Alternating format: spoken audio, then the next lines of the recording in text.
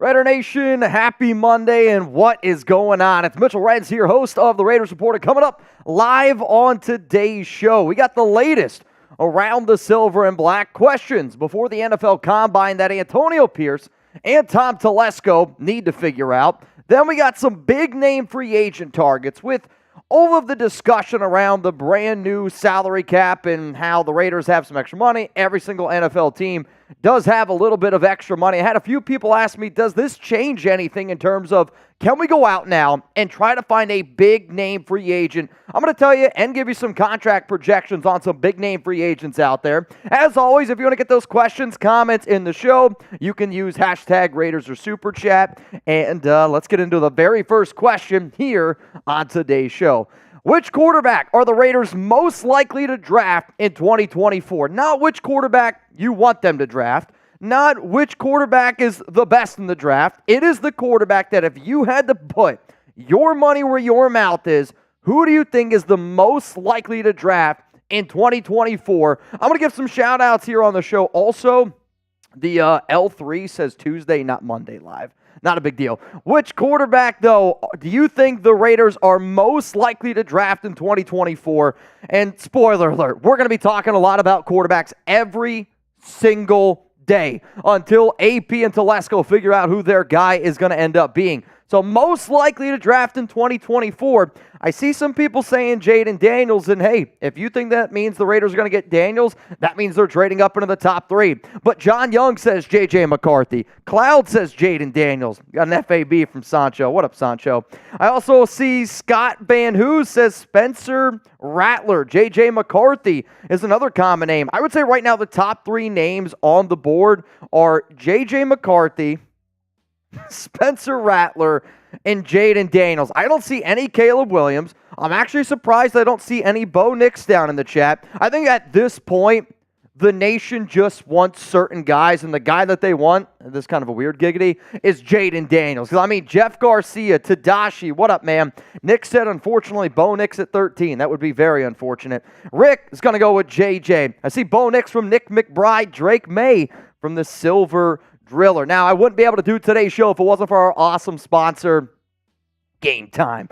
And the reason why that I love Gametime is because, to me, Gametime is the app that creates memories. And I say this time and time again. The best money you will ever spend is creating those lasting memories that, sure, don't get me wrong, you're going to be there for 3 hours, let's say, sitting at a Raiders game, maybe 3 hours at a baseball game, 3 hours at an NBA game. Whatever event it is, you're going to have a good time in that moment. But I will always tell people, I can still remember the very first Mets game my dad took me. I don't think he used Gametime. But the reason why that I love spending my money and doing events like this is because that memory will stay with you for the longest time. Mike Piazza, Sammy Sosa hit a home run in my very first game that I ever went to. Bottom line is this, if you want to go to some awesome events, whether it's concerts, comedy, baseball games are right around the corner, some NBA, you can do so. But if you also want to create those lasting memories, what I need you to do is listen up and get started with our sponsor here, because Gametime is totally changing the plan. Does anybody like low prices? I know I personally do. So Gametime, if you don't know what it is, I need you to download the app right now, and you're going to be able to get $20 off with code RaidersChat. I'm going to say it again in case you weren't paying attention. Code RaidersChat, RAIDERSCHAT for $20 off. Download Gametime today. Last-minute tickets, lowest price guaranteed. Personally, I think it's the perfect app for anybody planning to take a trip out to Vegas. All right, next question coming up here on the board. Let's just say we don't have the ability to get into the top 3 picks, which means Caleb Williams, no chance. Jaden Daniels, no chance. Drake May, no chance. So then, Telesco, AP, they have another decision to make. Let's say you didn't sign anybody in free agency. You were planning on the NFL draft to find your quarterback. My question to the nation out there is this. If you had to pick between one of these 4 quarterbacks to be the starting QB for the Silver and Black, who would you take? Would it be Michael Penix Jr. type MPJ, Bo Nix, BN, J.J. McCarthy type JJ, or would you roll with Aiden O'Connell? I want to see some AOCs down below. I'm just genuinely curious because there is a possibility that this scenario could potentially happen for the Raiders. Now, I made a video probably about a month ago, and I illustrated plan A, plan B, plan C, plan D, for Las Vegas. And unfortunately, this was one of the plans. I don't like this plan, I'll be real with you, but this could be a realm of a possibility. Now, some other person might say, Mitch, I'd rather draft Spencer Rattler. That's fine. I'm saying for just the use of this exercise to the 500 people that are tuned in right now, who would you go with? I see Salvador says Michael Penix Jr., Cloud and Kyle Johnson and Juan Hernandez. All are going to go with Michael Penix. Rick Aguilar says Aiden O'Connell. Bo Nix from AZZU Lex. Matt Fluhey, what up, Fluhey? Says Aiden O'Connell. Mad Vet, it's been a minute. Santastic says Bo Nix as well.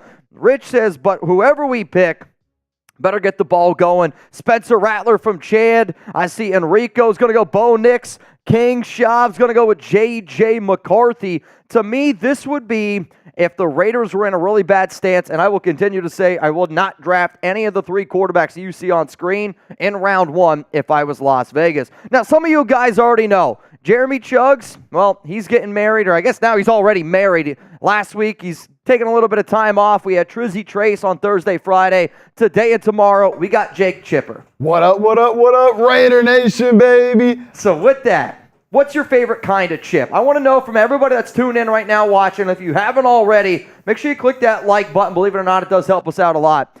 What is your favorite kind of chip? You've probably never got that question before in your entire life. No, definitely never heard that before, ever. It's funny, I'm not even a huge chip guy. I'm kind of with you. For me, I love a good chips and salsa, right? I know it's kind of a cop-out answer. It's not like a specific brand, but I feel like chips and salsa, 2 p.m., 2 a.m., no matter what time it is, it always hits. It always hits. So is there like a certain kind of, like, I don't even know if certain kind of salsa, like certain kind of chip. Like if I'm going to get, I guess, a Tostitos brand or something like that, like a corn chip, I want it to also have like lime. Like Alex gets these like tortilla chips that are also lime flavored tortilla chips, or are you just plain Jane rolling with the chips and salsa? I like the scoops because I'm gonna be able to have a lot of salsa in there, right? Okay. When so I like the scoops. I also like a good sour cream and onion. Ooh. I like a good sour cream and onion. Sour cream and onion chips, I think, were my go-to chips when I was a kid. Back where like I'm from, Middlesworth and Lay's, like the 2 big companies there. Sour cream and onion were good. I don't know if you can consider them chips, but when I want like a salty, because I like sweet, they're like the Spiral Honey Barbecue. They're not Fritos, but they're like, it's like a Spiral Honey Barbecue thing. I can't think of what the name is. I absolutely love them. Cloud says Hot Cheetos. I do like Hot Cheetos. Alex got me on Takis, which I'm a big Taki fan. Oh, Takis are delicious. Takis hit, man. Takis hit. Hot Cheetos again, I see in there. Utz Dark Russet chips. I don't even know what they are. If you're going to have salsa then with your chip, on a scale of 1 to 10, what's the spice level? Like, are you someone where, like, when I eat Alex's mom's salsa, to me, it's like a 10. It's hot. I need like 3, 4, 5 for spicy. I like, I don't want 10. I don't want nothing. I like a little bit over 5. Give me like a 6, 6.5. There's got to be a good kick to it, but, I don't want my mouth to be on fire while I'm eating these chips. Hot Funyuns. I'm not a big Funyun fan. Chuggs actually really likes Funyuns. I also see down there Sun Chips. I love Sun Chips. I used to love Sun Chips, but then there was just like a point in high school I just couldn't eat them anymore. I don't know what it was. You ate them too much? I guess I used to love them. All right, y'all. Somebody said Frito Twist Honey Barbecue from Jason Weber. If that's what I'm talking about, to me, those are one of the things where when I start eating them, I literally can't stop. Like, I am a believer where one of my buddies in high school, his mom had this sign, like right when you would walk into their house, that said, chips and dogs are alike. You can't just have one. And they legit, I'm not kidding you, they had 12 dogs. Like, they were a big dog family. Oh, my God. Again, I lived in the middle of nowhere, so they had plenty of room to roam.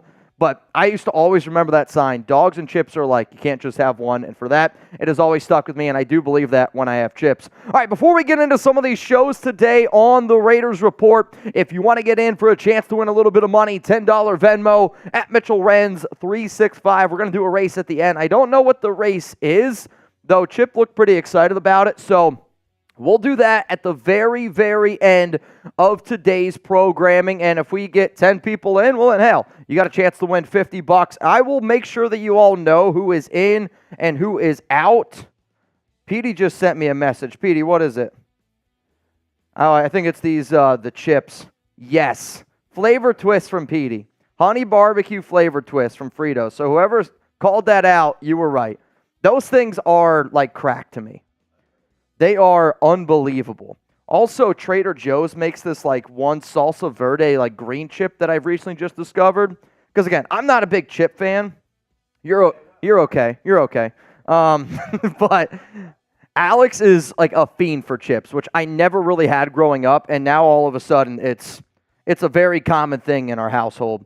All right, I do see Matt Blue. He said he's in, and he wants an entry for 2 spots here in our Venmo 50-50 raffle. So again, if anybody wants a chance to get in, $10 Venmo. I will write your names down, so if you see me looking down, type in.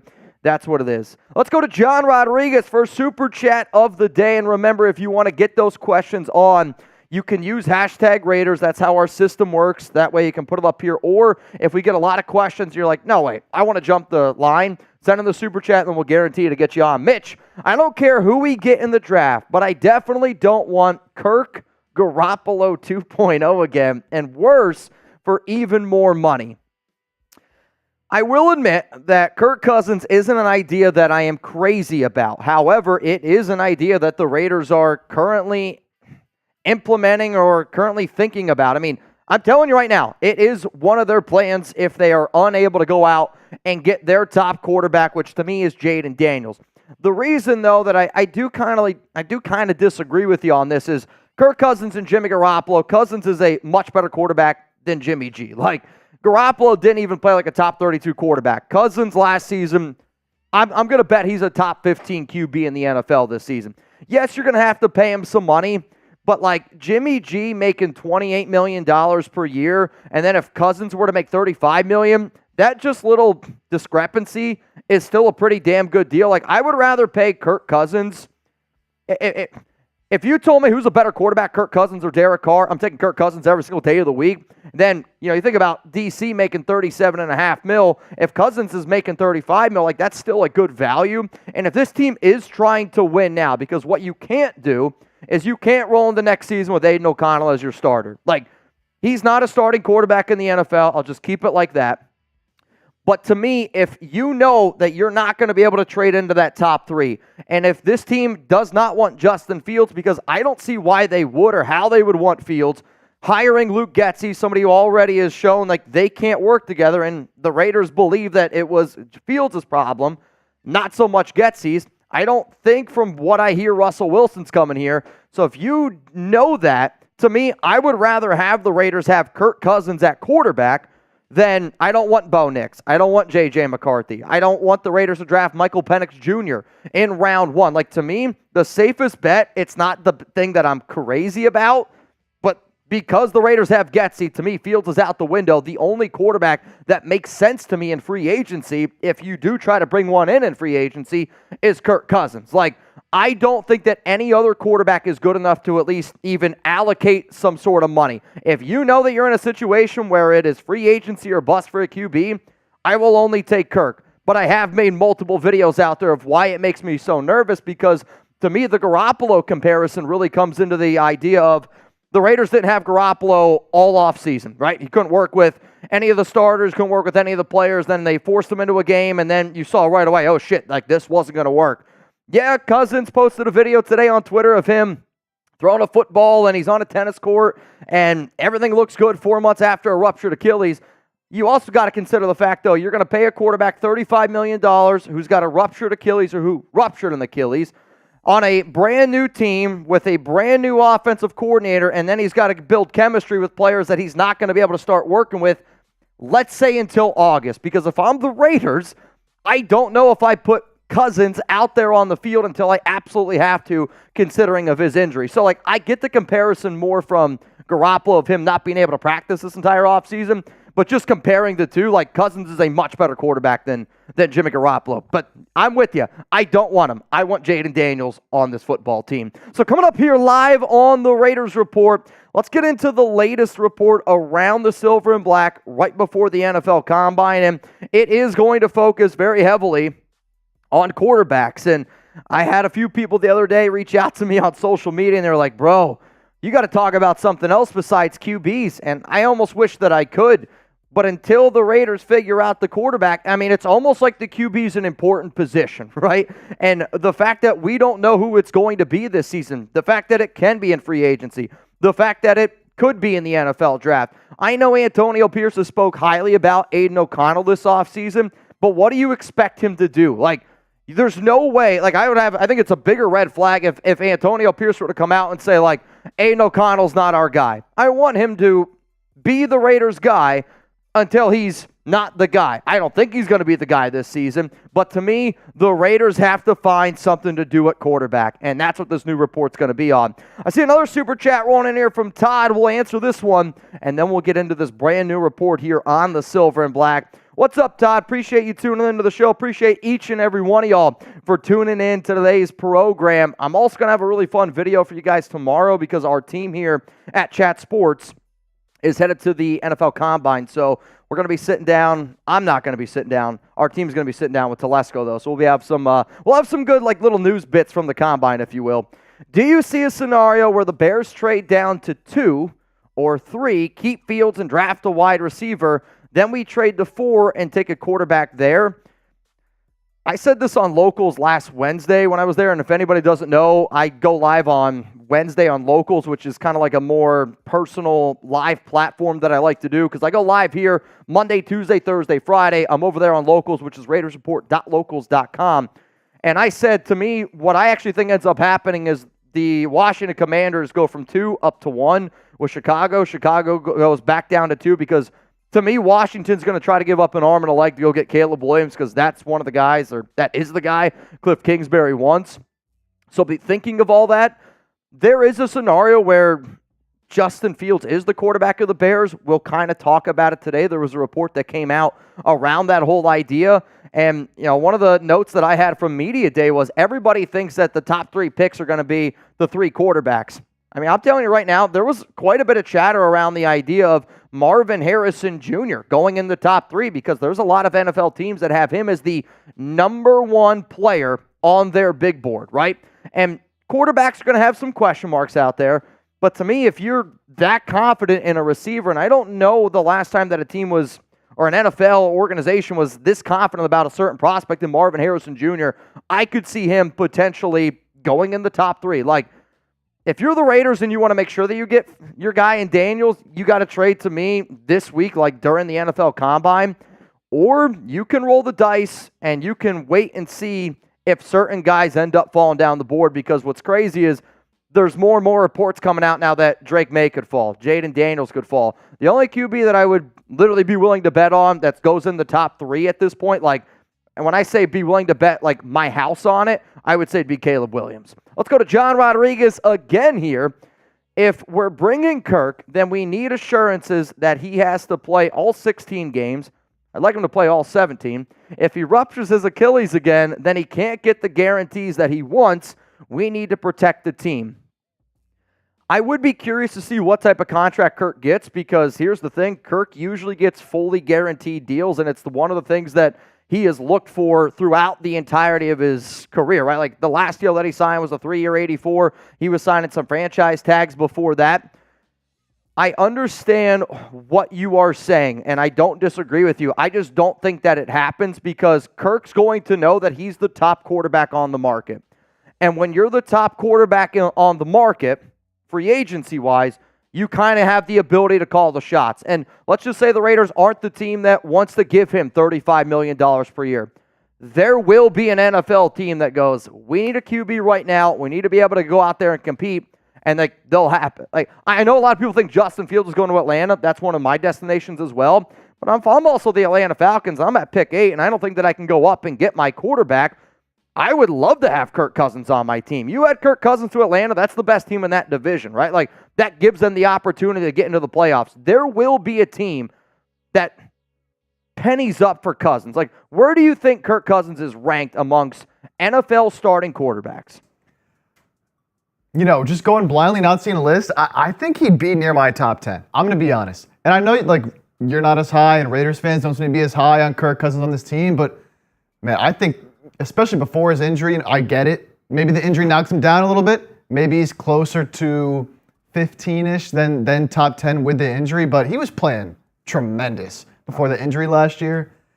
There's not many. Where do you guys rank them? Let us know down below. There's not many, top-tier quarterbacks in the league. And I think that's kind of where the NFL is right now, and that's why I want a Jaden Daniels. That's why I want a Caleb Williams. I want a difference maker because to me, there's this tier of quarterbacks that to me are truly elite, right? There's, at this point, I would say Patrick Mahomes is in a tier of his own, and then there's the Lamar Jacksons, the Josh Allens, the Joe Burrows of the world, and then there's this other tier. And it's 12 quarterbacks that I could make a legitimate argument around of that guy's better than this guy's better than that guy. And then there's a whole nother tier of quarterbacks where the Derek Carrs in them exist where you're not really going to win anything, but they can at least get you by. The Raiders need to get a quarterback. And Kirk is in that level of he's better than DC, but is he better than Dak Prescott, right? I don't know. Right. And I think it's pretty similar. I feel like there's quarterbacks where there's a certain tier of quarterbacks that win you the game. 12 to 16, yeah. Yeah, he's one of those. There's some that win you games. I think he's in the tier that you win with. He might not win you the game, but you're not going to win in spite of him either. He won't be the reason that you lose, but he won't necessarily win you a Super Bowl. But he can, I feel like. See, and I'm going to go back to what I was saying last year, 2 years ago, where I wanted the Raiders to move on from Derek Carr because I couldn't justify the idea of paying a QB, let's say $40 million per year, when I never think Derek Carr's ever going to win a Super Bowl, right? Same thing where I'm kind of leaning here with Cousins, and I know I'm going back on what I said of I don't want the Raiders to sign Kirk Cousins. I've said that 100 times, I think, on the show, but I can understand their thought process if they do try to do it. Do you think Kirk Cousins can win a Super Bowl? Because you just said maybe. And if you think that he maybe can, then that's worth $35 million, $40 million per year. Legitimately, I don't see Kirk Cousins ever winning a Super Bowl. I thought Stafford could. I thought Stafford had the ability. I don't know if I see it with Cousins. It would have to be the perfect situation. All the stars aligned. To me, he'd be the bottom of guys that could do it. But again, it would have to be, at the end of the day, I think how much you'd be paying him, you wouldn't be able to build that perfect team. And I think that's probably where the line is drawn, where you're paying him $35 million, whatever, you're not going to be able to have the team around him to be able to win with him. Yeah, I don't necessarily disagree with you on that. It's a good question, though. And again, if anybody wants to get those questions, comments on the show, #Raiders or Super Chat. I also am going to refresh my phone here to see how many people are in our duck race. Right now, Fluhy's got 2 spots. Excuse me. I see Sancho. He's got a spot. And then Amy, she's got a spot. So right now, 4 people are in our duck race, which means winner would go home with $20. All you got to do to get in, $10 Venmo at Mitchell Renz 365. All right, Chip. I think I'm ready to get into the show. And as soon as I said that, another super chat just came in from Juan. So, hey, as long as y'all want to keep the questions coming in, let's keep the questions flowing. And then as soon as they die down, we will get into our very first show. I got 3 segments on tap for everybody out there. And if you don't know, I will be live tomorrow at 4 p.m. Eastern time as well. What's up, Juan? JJ reminds me of Justin Herbert coming out because, oh, you're talking about JJ McCarthy. All right. I'm like, Josh Jacobs. That's where my mind is, right? Out because Justin was not a QB to throw, or that was everyone thought because the Oregon scheme. You're not the first person that has actually brought up this comparison to me, and it was one of the comparisons that I heard at the Combine. My problem with this is I don't view these 2 quarterbacks the same. I thought Justin Herbert was light years better of an NFL prospect than McCarthy. McCarthy's got an impressive record, right? He's 27-1 as an NFL, as a college quarterback. And I think he's a good leader. He's young. He's got some skills that you can potentially build around. But if you want to just talk about arm talent and ability to throw a football with Justin Herbert and J.J. McCarthy, again, the comparison I'll always say, JJ, is I think the easiest way for me to describe the type of quarterback that he is I'll use a baseball term. To me, he is a right-handed pitcher that throws 93 in the majors that's got really bad off-speed stuff. He doesn't have a good... He throws the same football every single time. If it's a 10-yard route, 5-yard route, if it's a 20-yard route, he doesn't have the ability to put loft on it. He doesn't have the ability to be able to float one in there. He has one throw and one throw only. It's a 93-mile-per-hour flat fastball. where I look at Justin Herbert as being a totally different type of QB, man. Like, I look at him as like a Max Scherzer type. You're not comparing the same type of QBs. I've heard the comparison, and if you want to look on upside and upside alone, cool. But I would rather take Spencer Rattler in the 4th round compared to J.J. McCarthy in the 1st round, round-wise. Because to me, if you want to talk about upside, Rattler has upside, and you can get him in the 4th round. 808 Raider, draft 2 quarterbacks, battle it out like RG3 and Cousins. What? Yeah, this one is interesting. Also, shout out to 808 Raider. For those of you that don't know, he's the guy that hooked us up with a lot of the great stuff over at Ahern. Draft 2 QBs, battle it out. I mean, what are we having battle it out then? Like, where are you going to take them? Because if you're going to take 2 quarterbacks, right, you're saying draft 2 QBs. That means we have Aiden O'Connell on our roster, and then you're going to take, let's just say, I don't know, Bo Nix and Spencer Rattler and Aiden O'Connell. Let all 3 of those guys battle it out. Again, I don't want that to happen. If it was up to me, and the reason why I continuously say I do not want the Raiders to draft a quarterback in round 1 unless their name is Caleb Williams, Drake May, or Jaden Daniels, is because the Raiders still need that 13th pick, right? Like, I want the Raiders to be able to build, whether that's in the trenches. And I would anticipate that Telesco probably tries to go in the trenches, whether that's on the offensive side, the defensive side of the football. It's what he's been capable of doing. But the idea of having drafting 2 QBs and have them battle it out, I'm not sold on that idea. I don't like the idea, man. If you want to draft 1 quarterback like Rattler in round 4 and let him battle it out with Aiden O'Connell, sure. But even that I don't like. Like, to me, the Raiders have to find an answer at QB this season, or else you're just wasting another year. And I don't want to waste another year for the Silver and Black. All right, y'all, let's get into the very first segment of today's show. And then we will go back to answering some more super chats. We'll go back to answering some more questions. Andres, I see you. You also, my good friend, are in. 5 people are in right now. Our duck race. We're going to do that at the very end of the show. At Mitchell Renz 365, $10 Venmo. Chip, you ready? Nation, you ready? If you're ready to get this show going, click that like button. Coming up right now, the latest report around the Las Vegas Raiders. And we're going to talk a little bit of quarterbacks here, so let's get it going.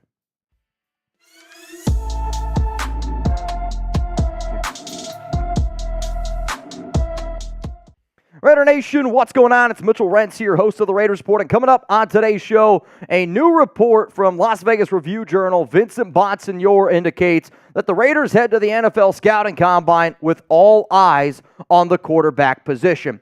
This should not surprise literally anybody that tunes into this show. This might surprise you. Quarterback's an important position. And until the Raiders figure out what their QB is going to be, this is where Telesco and Antonio Pierce have to put all of their eyes on this, right?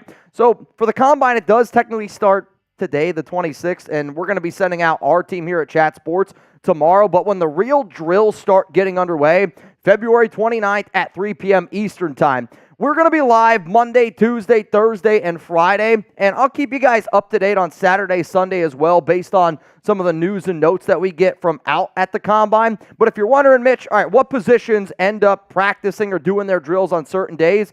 On Thursday, the 29th, defensive linemen and linebackers. DBs and tight ends are on the first. Quarterback, wide receiver, running back on the second. And then on the third is going to be the offensive lineman. However, I wanted to show you what Vincent Bonsignore had to say about the Raiders and how their concentration is on QBs, and which, again, shouldn't surprise anybody. But if you know that going into it, their number one focus is on a QB, that just indicates again, and there's more smoke around, the Raiders potentially drafting a quarterback in 2024. So here's the report. Their ability to mesh and work together will go a long way towards determining how the Raiders will pull off a critical offseason. That includes the first draft, in which they hold 9 picks over 7 rounds and likely their first crack at securing the franchise quarterback who has eluded the Raiders for decades. The Raiders will be hyper-focused on the quarterbacks at the Combine. Eventually, they will marry their intel from the Combine with their film work, upcoming pro day workouts, and private visits to make one of the more significant decisions in years. For those that do not know, we are going to be sitting down with Tom Telesco, and we're going to be interviewing him. He's going to be interviewing at the NFL Combine at 1 p.m. Eastern Time. So if you want to see some of the news and notes that we get from Telesco, click that subscribe button, turn on those notifications. We're going to be putting out this video tomorrow, somewhere around, I would say, 1 p.m. Eastern Time once we get all of our intel from Tom Telesco. So if you want some notes from the Raiders GM, hit that subscribe button. We're going to keep it moving here on this report from Vinny B. We got Williams, May, Daniels, or McCarthy are capable of being the difference-making quarterbacks the Raiders need. How high do they have to move up in the draft to secure one of them? Are they willing to pay the price to do so? So essentially what I'm going to do now is I'm going to go through and I'm going to give you my 2 cents on all of the quotes here from Bonsignor. To me, Caleb Williams, Jaden Daniels, and Drake May, these are the quarterbacks that are worth trading up for. If Tom Telesco, Antonio Pierce said, hey, Mitch, would you be willing to send in $100, $1,000 to ante up and get one of these guys? I would say yes. I would be willing to put my own money towards one of these franchise quarterbacks because it's what I believe that the Raiders end up needing. I do think in order to 100% secure one of them, you will have to move up to 3, and I do believe that that's probably going to have to happen before NFL free agency. Like, I know that the Raiders want Jaden Daniels, and I believe that the Raiders would be moving up, would be willing to move up into the top 3 for the LSU quarterback. Hell, I think they'd be willing to move up to number 1 for the LSU quarterback. But the reason why I am a believer that the Raiders need to make a decision now is because I want the Raiders to make that trade right now. That way you can plan free agency around the idea of you having that franchise quarterback, and then you can plan the draft of getting them. What I don't want to happen is the Raiders don't have a plan. You miss out on free agency on a quarterback, then you miss in the draft on a quarterback. That would make me very, very nervous. We're going to keep rocking here on this report from the Las Vegas Review-Journal. Are Michael Penix and Bo Nix worthy of being picked 13th overall? Can the Raiders wait until they pick at number 44 in the second round to secure either one of them? Or do they need to trade back into the end of the first round or higher up in the second to select them? I will say this over and over and over again. I do this show for the Raiders, and there's going to be some people that have other opinions, and that's totally fine. That's what makes the world go round, right? To me, the Las Vegas Raiders, where they are currently at, you cannot afford to take J.J. McCarthy, Bo Nix, Michael Penix Jr. in round 1. If I'm the Raiders, I need to be able to invest those picks, those critical picks, either at a defensive tackle spot, either at the offensive line, or I will say best player available. There is a 0% chance that in the first round, for the Raiders in their current situation, McCarthy, Nix, Penix will ever be the best player available on the board. And for that, I'm not going to take any of them because I don't think any of them are going to be franchise quarterbacks. I will admit, I don't think that 3 of them are going to be there at pick 44. And if you're like, well, we got to get one of them, well, then I actually think that the most likely scenario is not taking one of them at pick 13. And if you're like, Mitch, we got to get one of those quarterbacks, you're probably then going to have to use that second-round pick and maybe another pick down the line to trade back up into the back end of round 1, which I've already made a video around. So how about this? Let's play a little bit of a game because this is what this show here is all about. Who's the best quarterback out of the 4 that you see on screen? Let's say the Raiders miss on all the QBs in free agency because they waited. Let's say because they waited, then they also missed on the top 3 picks of the top 3 quarterbacks in this year's draft. And if you had to choose who's going to be the Raiders' starting QB in 2024 out of the 4 names that you see up on screen, you're about to get hit with a YouTube bad break. Scroll on down and give me your answer. Out of all of those quarterbacks, the one that I would be the most confident in is Michael Penix Jr. However, with that being said, it scares the absolute hell out of me because I still need to see what his medicals look like. I'm not ever going to be a believer in Bo Nix. Spoiler alert. I'm not ever going to be a believer in J.J. McCarthy. Spoiler alert. And if I got to draft any one of those quarterbacks at pick 13, I would actually rather roll with Aiden O'Connell then, and then you end up drafting a guy like Spencer Rattler in round 4 and let those 2 compete. Bottom line, none of those quarterbacks deserve to be drafted in round 1 by the Las Vegas Raiders. Coming up here is going to be the final quote to the report from Vincent Bonsignor, and this is more of the late round quarterback discussion, which might be a case for every single NFL team, especially if those QBs do go as the top 3 picks. I'll tell you what that quote is, and I'll give you my reaction to it in just a second, but today's show is sponsored by Gametime. And for anybody that's watching the show, buying tickets to your favorite events,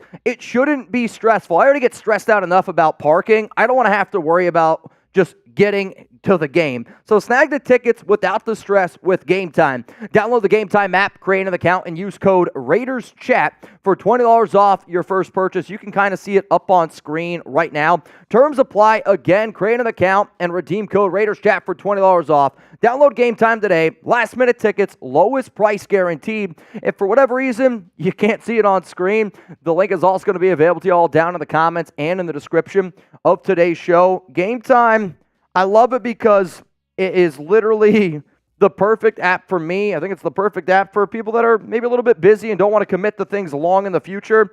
And because they have those last-minute ticket deals, they would rather you get the ticket than just having an empty seat, because at the end of the day, they know you're going to be spending money on food, drinks, and other things. So one more time here, download the Gametime app today. Last-minute tickets, lowest price guaranteed. Use code RaidersChat for $20 off. Let's go to the final quote here from Vinny B. Can someone from the next tier of quarterback prospects make a similar impact? Among that group are South Carolina's Spencer Rattler, Tulane's Michael Pratt, Florida State's Jordan Travis, South Alabama's Carter Bradley, and Tennessee's Joe Milton. Out of the quarterbacks that were mentioned there, to me, the only one that is intriguing to me, which maybe I shouldn't say the only one. If I'm going to compare Pratt and Spencer Rattler, like to me, the quarterback, and this is the thing that I feel like everybody's going to be looking for this year, is who can be the next Brock Purdy, right?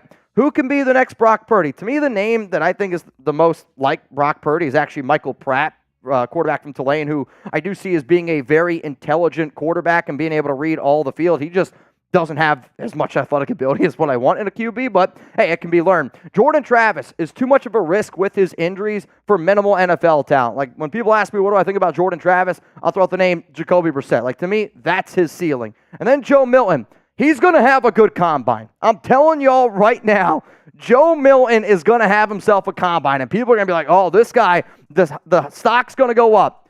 He can't play quarterback, though. Like, he's not a good QB. He was horrendous all season. He was horrendous at the Senior Bowl. Don't fall into the trap of Milton's a great athlete, but he's a terrible quarterback. If I'm Milton, I try to take my career path like a Taysom Hill career path, which, hey, it still can be a very good job, making a lot of money. Coming up next here, the latest NFL draft reports and why I do want some people that just have a little bit of hope out there in terms of the Raiders getting one of those top QBs, because where there is smoke, I do think that there is fire, and I know that not every time there is smoke, there's going to be a fire. But to me, when you see new reports continually pop up, it does give me hope. It does give me just like, so you're saying there's a chance that the Raiders can get up into that top three and get one of their quarterbacks. So today, Peter King, he retired, and for those that don't know, Peter King's been in the industry for a long time, been a reporter, I want to say, for like 44 years, and in his final column today, he predicted that the Bears keep Justin Fields at quarterback and trade the number one pick. One of the things that I've been saying for a long time on the show is it wouldn't surprise me if the Bears traded that number one pick.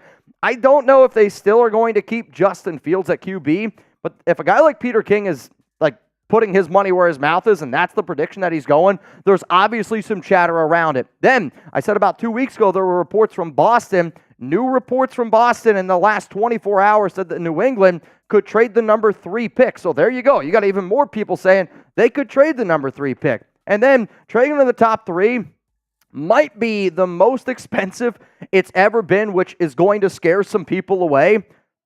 But again, if it means that you're getting yourself your franchise quarterback, I'm going to do it. I am all in on the idea of I don't care what it costs. What does it cost? Cool, I'm going to do it. Let's go get our guy. So here's what the trade-up cost projection would be based off of what Vinny B put out in his report. And this is solely based on what the 49ers gave up in 2021 when they moved up from 12 to 3. I get it. They took Trey Lance, and that was a disaster. I'll also say I was never a big fan of Trey Lance coming out of college.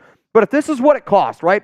The Raiders, they get the number 3 overall pick from New England. The Patriots get number 13 overall. They get a first-round pick and a third-round pick in 2025, and then a first-round pick in 2026.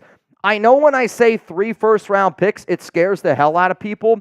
But if you're a guy like Antonio Pearson, if you're a guy like Tom Telesco, I would rather trade 3 first-round picks because it gives me the ability to have all of my picks in year one. Like if you're AP, I look at that 2026 and I almost look at that as like, I don't even give a shit about it, because if I don't do well my first 2 years, I might not even be around in 2026. Like if I'm Antonio Pierce, if I'm the Raiders, I go, I would rather do this trade instead of giving up a second-round pick this year and a third-round pick to move up to go to number one. Sure, losing your first-round pick in those years, it stinks, but you got to think about it from their standpoint of, if we don't do a good job in year one and year two, I don't know if we're even around in year three. So would I do this trade?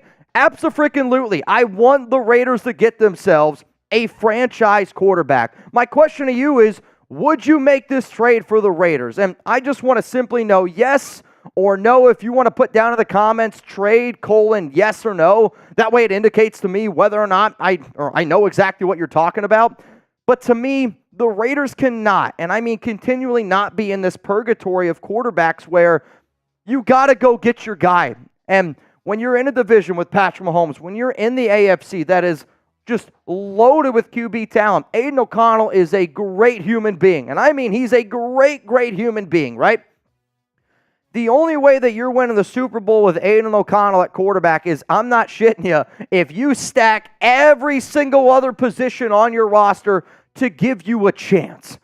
I want the Raiders to go have a quarterback that's that difference maker where you put Jaden Daniels, you put whoever out there on the field, they're going to be able to make that difference. If you put Patrick Mahomes on any single NFL team, if you put Patrick Mahomes on the Carolina Panthers, that's a playoff team. Honestly, they have a chance to win the Super Bowl. I need that much of a difference maker. And is it risky? Of course it is.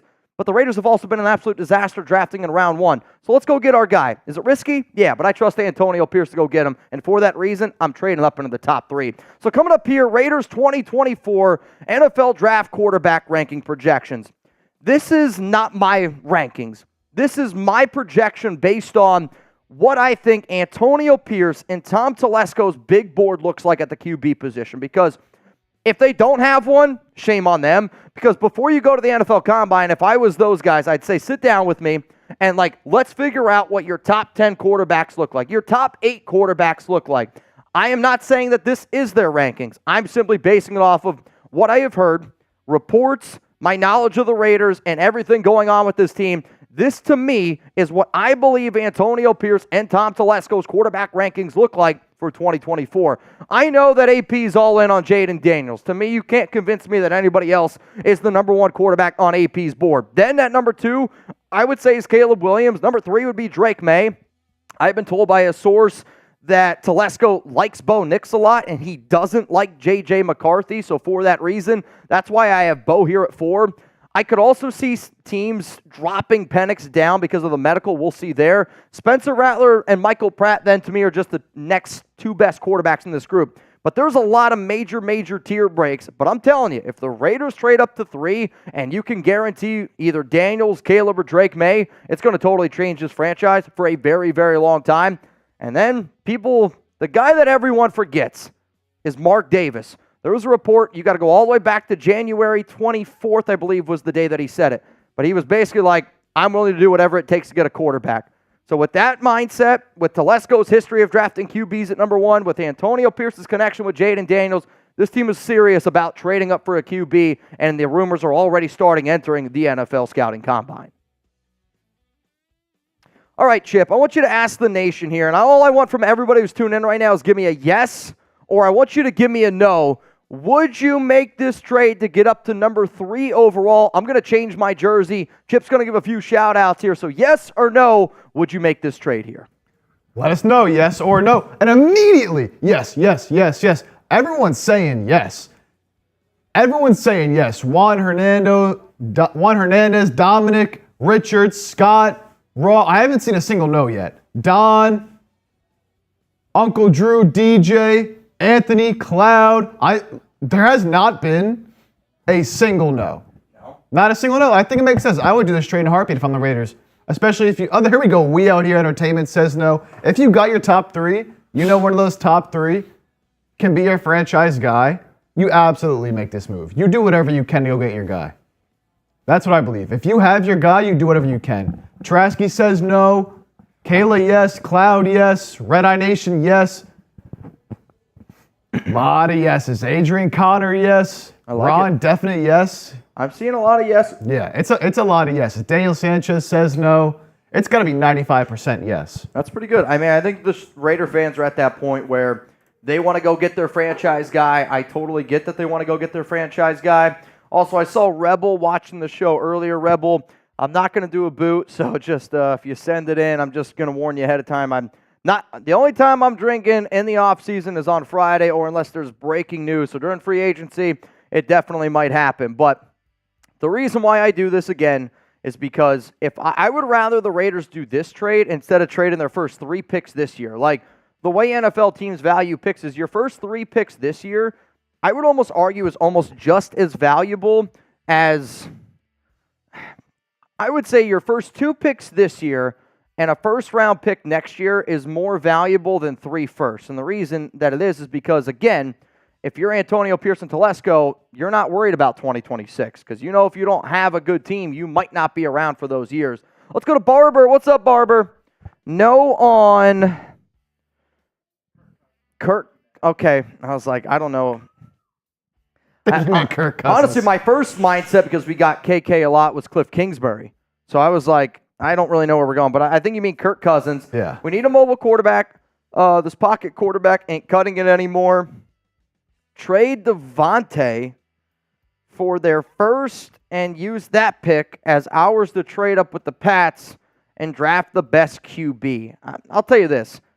He's not going anywhere.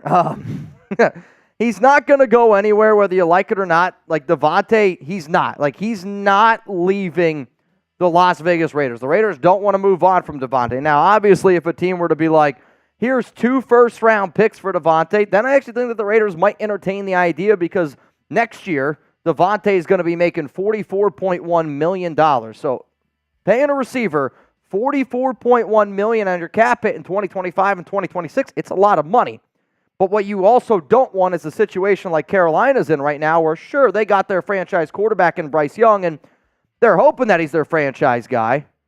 But if you don't have anybody around him, it doesn't make him very good, right? So, Barber, I hear you. It's not that I want Kirk Cousins either. Let's just make that clear. It's just I do think it's a lot more likely of a possibility because Devontae Adams vouched for him. And I'm telling you right now, they are going to listen to Devontae's opinion this year because him and many other of the Raiders superstars felt ignored last year by Josh McDaniels and that regime. They're going to listen to their guys. And then Sam on Bang! What's up, Sam? You want a shout out here on the Raiders Report? Spam Sam on right now. Sam, correct me if I'm wrong. Is this your first bang of the month of February? And if anybody's curious about our February bang race, Lord Cameron Abbott in first, Trivan in second, Abjad in third, Urza Alvarado in fourth, and then it's like a 6-way tie. It's like a 6-way tie from there on out. Sam on, I appreciate you. I'm not going to do a boot. I don't know if you're just poking the fire or what. This jersey, though, this is a Rebel Montana jersey. Rebel got this one a long, long time ago. And boot time on Friday, I'm down to get down. But Sam, seriously, man, I appreciate all the support you have for me, not only on social media, but on here as well. It definitely goes a long way. So let's give a few shout-outs here for everybody spamming Sam. I see Blue Richards down there. What up, Raul? I see you. Anthony, what up? The Silver Driller, Scott Smith, DJ Loaded, Raw Sports, Yoda Jenkins, all here in the chat. Oh, my Lord. Oh. I feel like this is a challenge at this point. I feel like this is almost a challenge at this point. Sam on Bang! So, I know what you guys are trying to do. You guys are really trying to poke the bear here right now. Oh, man. I got to stay true to my word. You guys don't understand. I have put on so much. Think of the NFL season as like my time where I put on a lot of weight, right? Like I put on weight during that time. And then once the off season hits, I got to try to lose a little bit of weight. We drink a lot during the regular season. We do drink a lot during the regular season, and I know you want a boot. Sam, I will do a boot for you on our Friday happy hour show, but I am not doing one today. There's no way I'm doing one today. No way. The only way that I would do it, and this is what I've said to people before, is if somebody makes me hit the gong, then we turn any show. If one person makes me hit the gong, then that's when we get a shit show going. Those are the rules during the regular season, or even during the regular season. If I drank boots every day, y'all, I would be... Oh, nah. I would look like Garfield, not just Cat. I would look like Garfield. Wouldn't be good. Oh, man. Martin says, cough, he wants a boot. Suicide. Guys, hey, I'm sorry. I'm not doing a boot today. Sam, it's all love, man. I appreciate it. Let's go to Packy. You Raiders ruined Josh McDaniels. Y'all are buns. Honestly, that's fine. Even if you think that we were the ones that ruined Josh McDaniels, maybe the Broncos did too. Unfortunately, I think Josh ruined Josh, and he couldn't get out of his own way. Let's go to Jeffrey. What's up, Jeffrey? Is Daniels better than Stroud coming out last year? If so, you do that trade all day. I don't think that he's as good as Stroud from a quarterback standpoint. From an athlete standpoint, yeah, I do think Jaden Daniels is better. I had C.J. Stroud up there pretty high. I definitely wanted the Raiders to be aggressive last season. Unfortunately, they were not aggressive. But the way that I look at it is, I look at it as anybody out there that believes in Antonio Pierce. Like, do you believe in Antonio Pierce? Y for yes and for no. This is just, it's getting out of hand here. It's getting out of hand. Sam on fire! Oh, man. You know what, Mitch? What? You know what? You said you're only doing them Fridays. My man sent in 3 of them. If you're staying true to your word, I respect it. All right, how about this? I'll do it. How about this? Because he said it 3, I'll do it. You're going to do the boot. I'll do the boot. Go grab me. I'll do a shot of tequila. I feel like that'll be. I just don't want to drink, man. This is. Zon, you're right. He's really poking it. He's really poking the bear. He's poking the bear. Sam, I'll give you a shot at tequila. Chip said he'll do a boot. Oh, man. You guys are nuts. You guys are nuts, man. You guys are nuts, and I mean that. You guys are nuts. Somebody said, bro is craven. I don't know if it's me or Sam on, but I love partying with all you guys. The problem is, and this is just because it's the God-honest truth, and anybody that watches the show knows it's the truth, if we partied and drank every day, y'all would do it. Like, it would be Sam today, tomorrow would be Zon, Fluhy would be on Thursday, and then everybody just gangs up on me on Friday. Giggity, right? Like, that's how this show would go every single week. I would be looking as old as wasted in 1.5 years, which I don't want that to happen. Sam Mon, though, is a legend. Oh, Anthony, it's all love. I mean, the only way that somebody does something like this is if they have respect for what we do, they have respect for the nation. But believe me when I tell you this, it's sometimes you got to set boundaries. And I don't know. All right. Sam, anybody out there watching, if you guys want to pour one up with me and Sam. Sam, cheers to you, man. You know what's bad about this? I went out yesterday with some of my friends. Alex invited just like a few people over for my birthday. And we drank some tequila as well.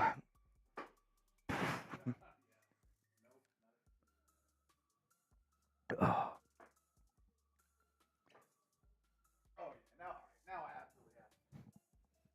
I don't know what to do. I legitimately don't know what to do.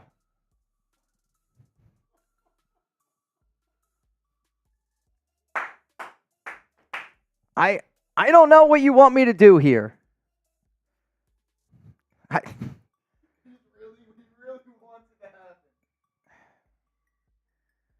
I don't know, man. He's not giving up.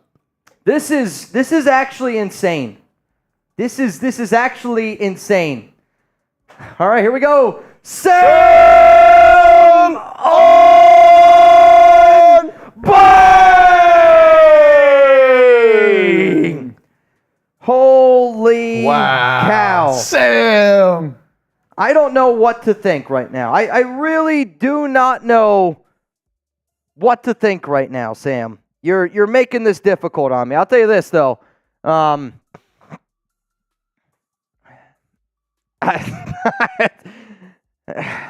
You're making this tough, man. You guys are making this tough. He's gonna hit. I mean, Zach, he's one away. He's one away. Oh man. And the problem of it is, then I gotta do a boot.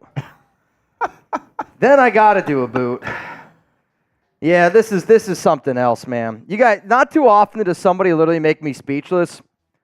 You guys are you're definitely making me speechless right now. They're trying to pressure you, and it's so bad. Yeah, so bad. I mean, if he sends it, I got to do it, and we're gonna do it, I guess. You gotta be kidding me. All right, you might as well go get it. You might as well go get it. Sam wants a boot, and he's gonna get one. Sam on!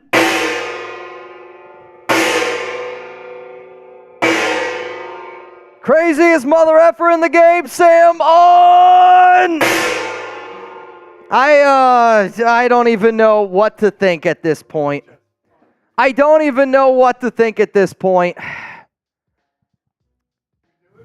gotta do a boot. Yeah, I don't even know why I tell people I'm not gonna drink on this show. I don't even know why. I do. And literally today, Alex goes, "You're not drinking today," and I go, "Correct. It's Monday. I'm not drinking today." I guarantee you, Sam, you're gonna get me in the doghouse. I'm gonna go home. I'm gonna give her a hug, and instantly she's gonna be like, "You drank today." It's an absolute instant. Oh man, I think Chip, are you doing one too? All right, we're gonna get a boot race here going. We're gonna get a boot race here going. Now, Venom said small boots, Mitch. We actually do have a small boot that's just one beer, but yeah, Happy Dad's probably the way to go.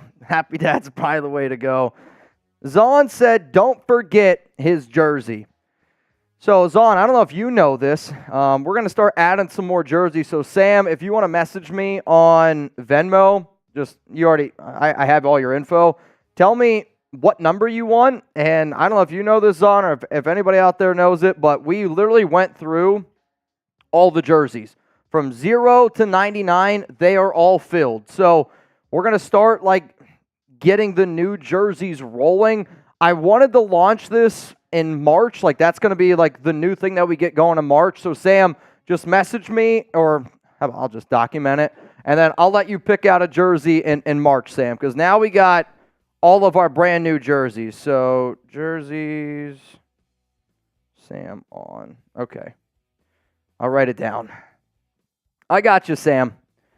Oh, Alvarez said, "Bro, what did Mitch do?" I said that I wasn't going to drink. That's what I said. And now here we are. This is kind of insane.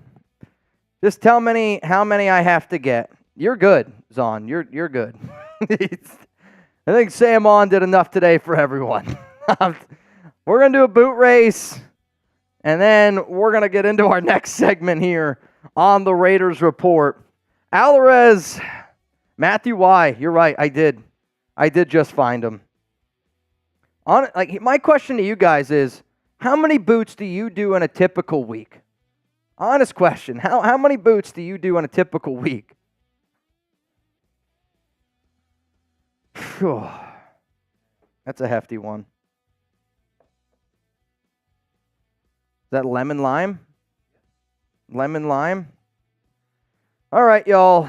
If you're wondering what we're drinking, we are drinking Happy Dads. If you don't know what Happy Dads are, then I got you covered. The 805 Raider said, make a custom patch for the new jersey. So you're saying, the problem is, though, how do I get a custom, this might be a dumb question, how do I get a custom patch on a jersey? Because I can't sew. And I don't think anybody here at Chat Sports can sew. Nor do I want people sewing. I just picture DK sewing patches on Raiders jerseys. That would be a nightmare. Or we just make Chugs do it. I wouldn't wish that. You think Chugs can do it? I think we just got to get more Raiders jerseys.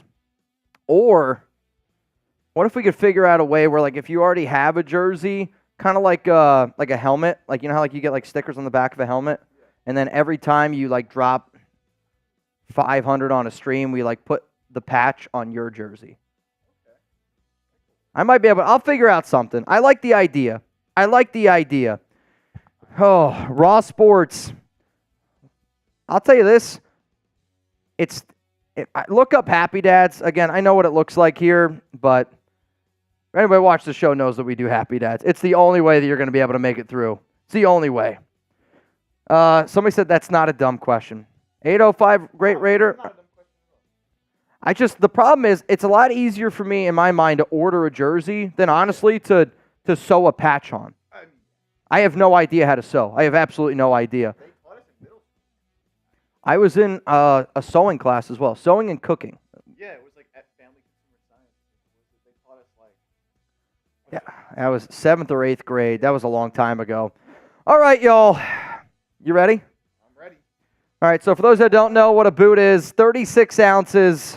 We got 3 Happy Dads here. I'm not going to kill it like Cullen did. Cullen was a monster the other day when he did this. Let me know who you got. C for Chip, M for Mitch. After this, we got 2 more segments to do on the Raiders Report, unless Sam On totally just F's this thing up even more. Sam, cheers to you, bro.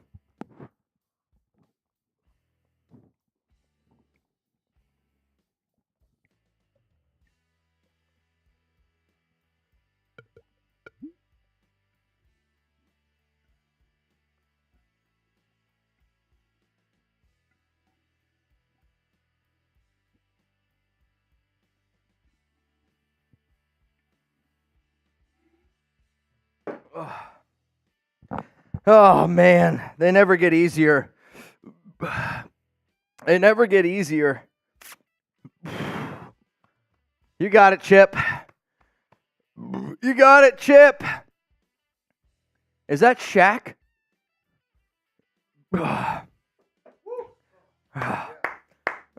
I'll tell you what. I like when somebody not named Chugs. I'm not going to lie. I saw that super come up. I got nervous. I thought Sam was back. Holy crap.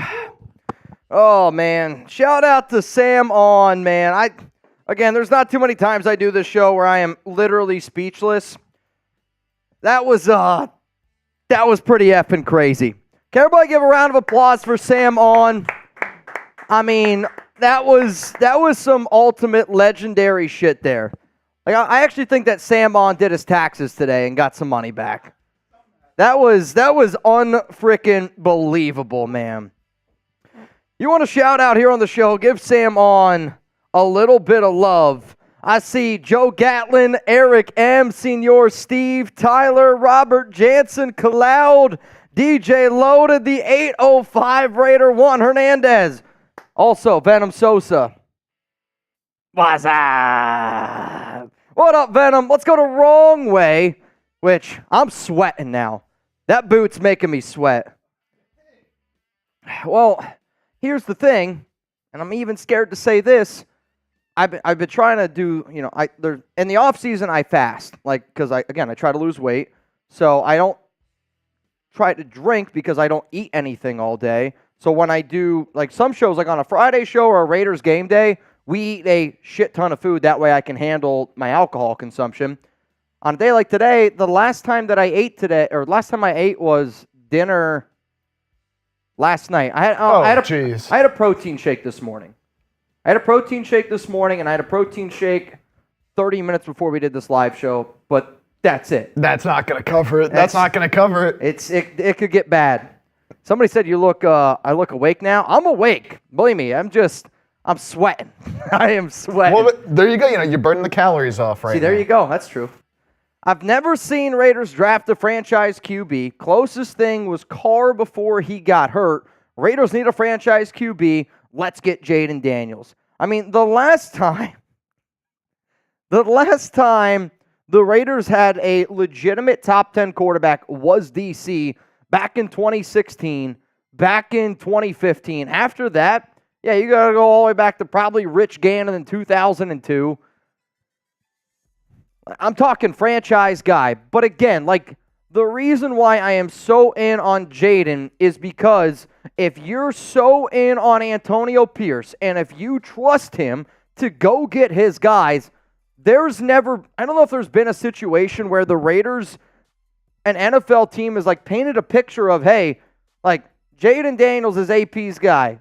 He's also, when Jaden's giving shout-outs to Antonio Pierce, Marvin Lewis, and his Heisman speech, and then he's in the Raiders locker room week 18 after their Broncos win, there was a major, and I mean a major friendship consideration there. Oh, man. If anybody wants a chance to get in our 50-50 raffle, it's a $10 Venmo at Mitchell Renz 365. And right now, the people that are in, Matt Fluhey, Sancho, Amy, Andres, Sam On, I'm going to add you. And Chip, I need you to... All right, F it. This is going to be a day, I guess. Just give me a second here. Chip, just take over for a minute. I'm going to send you a message. Yep. I'll be right back. I got to go get some stuff. I'll be right back. I don't know what's going on here. Your mother-in-law and wife are going to hit you upside your head with chocolate. Hey, Mitch, was not expecting this today. Sam, unbelievable. Robert says, oh no. Yeah, whatever's coming up right now can't be good. Can't be good for Mitch. It can't be good for Mitch. He's going to get his pillows and covers. Yeah, he's done. He's done. Steve, so it's $500 for a boot. That's what Sam did. And Mitch wasn't going to do it. He was holding firm. He only drinks Fridays, he said. He said it's only on Fridays. Nope. Oscar, what up, Chip? Go Dodgers. Go Dodgers. Martin, what's up? Venom. Jaden doesn't need to bulk up. That's why we're going to go get a free agent, draft Daniels, let him sit for a year, put some weight on. You just say he doesn't need to bulk up, but now you say he's going to sit for a year to put some weight on. Whew. All right. John said, your mother-in-law and wife are going to hit you upside your head with a chancla. You know what chancla is? What's it? What is it? It's I would explain it as like a sandal, like a flip-flop. Is that fair enough? Is that a good... How would you guys define a chancla? Is that basically what it is? Sandal, right? Sandal. Dude, they hurt. So when Alex and I were in Mexico this past year, we did this paddle boarding thing, and they put chanclas on your hands because in the old times, it's when they would paddle on kayaks, they would use chanclas, and that's how they would do it. And Alex said when she was a kid, her mom, once in a while, a little pat on the butt or something like that. Alex hit me, and I was like, holy shit, that hurt. It stings. Yes. Sandal, slipper, sandal, yeah. Latin sandal. It's a wooden heel, too. That's important, too. They hurt. It's not your typical... Worse than the belt? Oh, man. I can honestly say to you, my dad never hit me with a belt. My mom did once, but I don't honestly remember it. I just remember the fact that she did it. So the fact that I don't remember it all that well, I don't think she got me. Or she got you so bad you completely I blocked it out of your memory. I can't even remember it, man. John Rodriguez, you're a crazy one. And I need you to check Slack. I don't know if you see it. Check your Slack. Check your Slack. What up, Silva? What up, DJ Loaded? My question to y'all is this. When your parents punished you, was there something, like, what did they do? Like, I got to give my dad a lot of credit. Never put his hands on me. But when my dad would yell at me, it was horrifying. Or he would, like, chomp his teeth, like when he was really angry because he didn't want to curse in front of me. That's when I knew I was in trouble. My dad was a scary dude. I got to give him credit, though. I got to give him credit. Somebody said belt. Gatlin said belt. Scott said belt. Kids need more whooping these days. I'll be real with you. I don't want to sit up here and say I agree with it. I also do think that today's day and age, it's getting a little bit soft. But then again, I don't have kids yet. Like, I think about, again, I'm going based off of what I know from a parenting standpoint. That's my dog Chuck. I spank Chuck, and I have no problem doing it.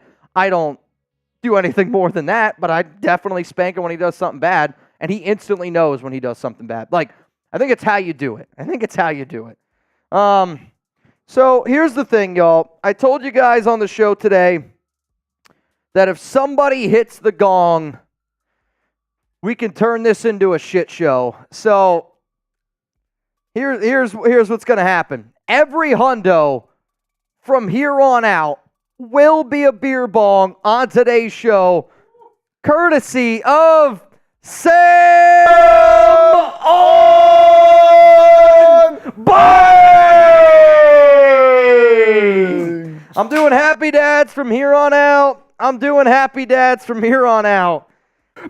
The floodgates have opened. Yep, they're open. That's like... They're opened. You ever see like one of those videos of... It's like a dam, and then it breaks? Sam On just took a sledgehammer to that dam, and it's just wide destroyed open. it. It's done. I mean, it's just unbelievable. When you got David Zahn spamming Sam down below, that's some legendary shit right there. I mean, at this point, I'm worried Sam's just going to be the February bang leader. If that happens, you're going to have to take me out of here in a stretcher. Oh, God. Sam On! Spam those Sams. Cheers to you. Spam those Sams. Unreal.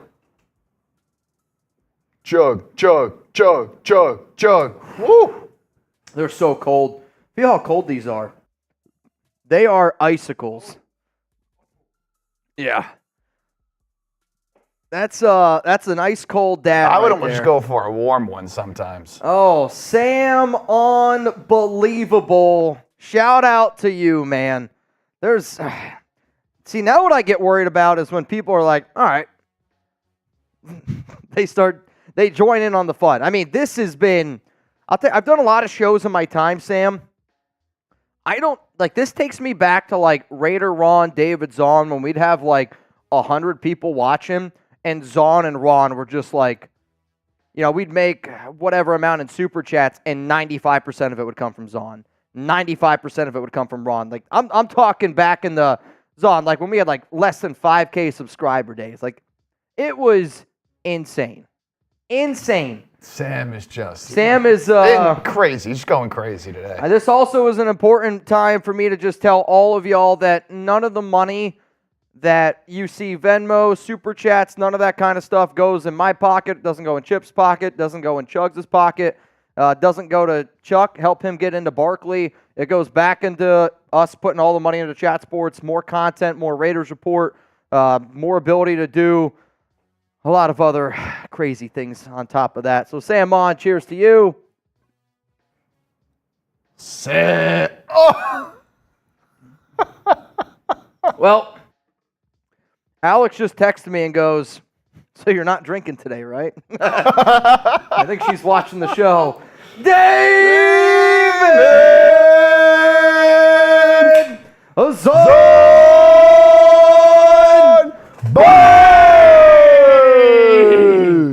You guys are going to kill me. Oh, man. You guys are going to kill me. It's all right, though.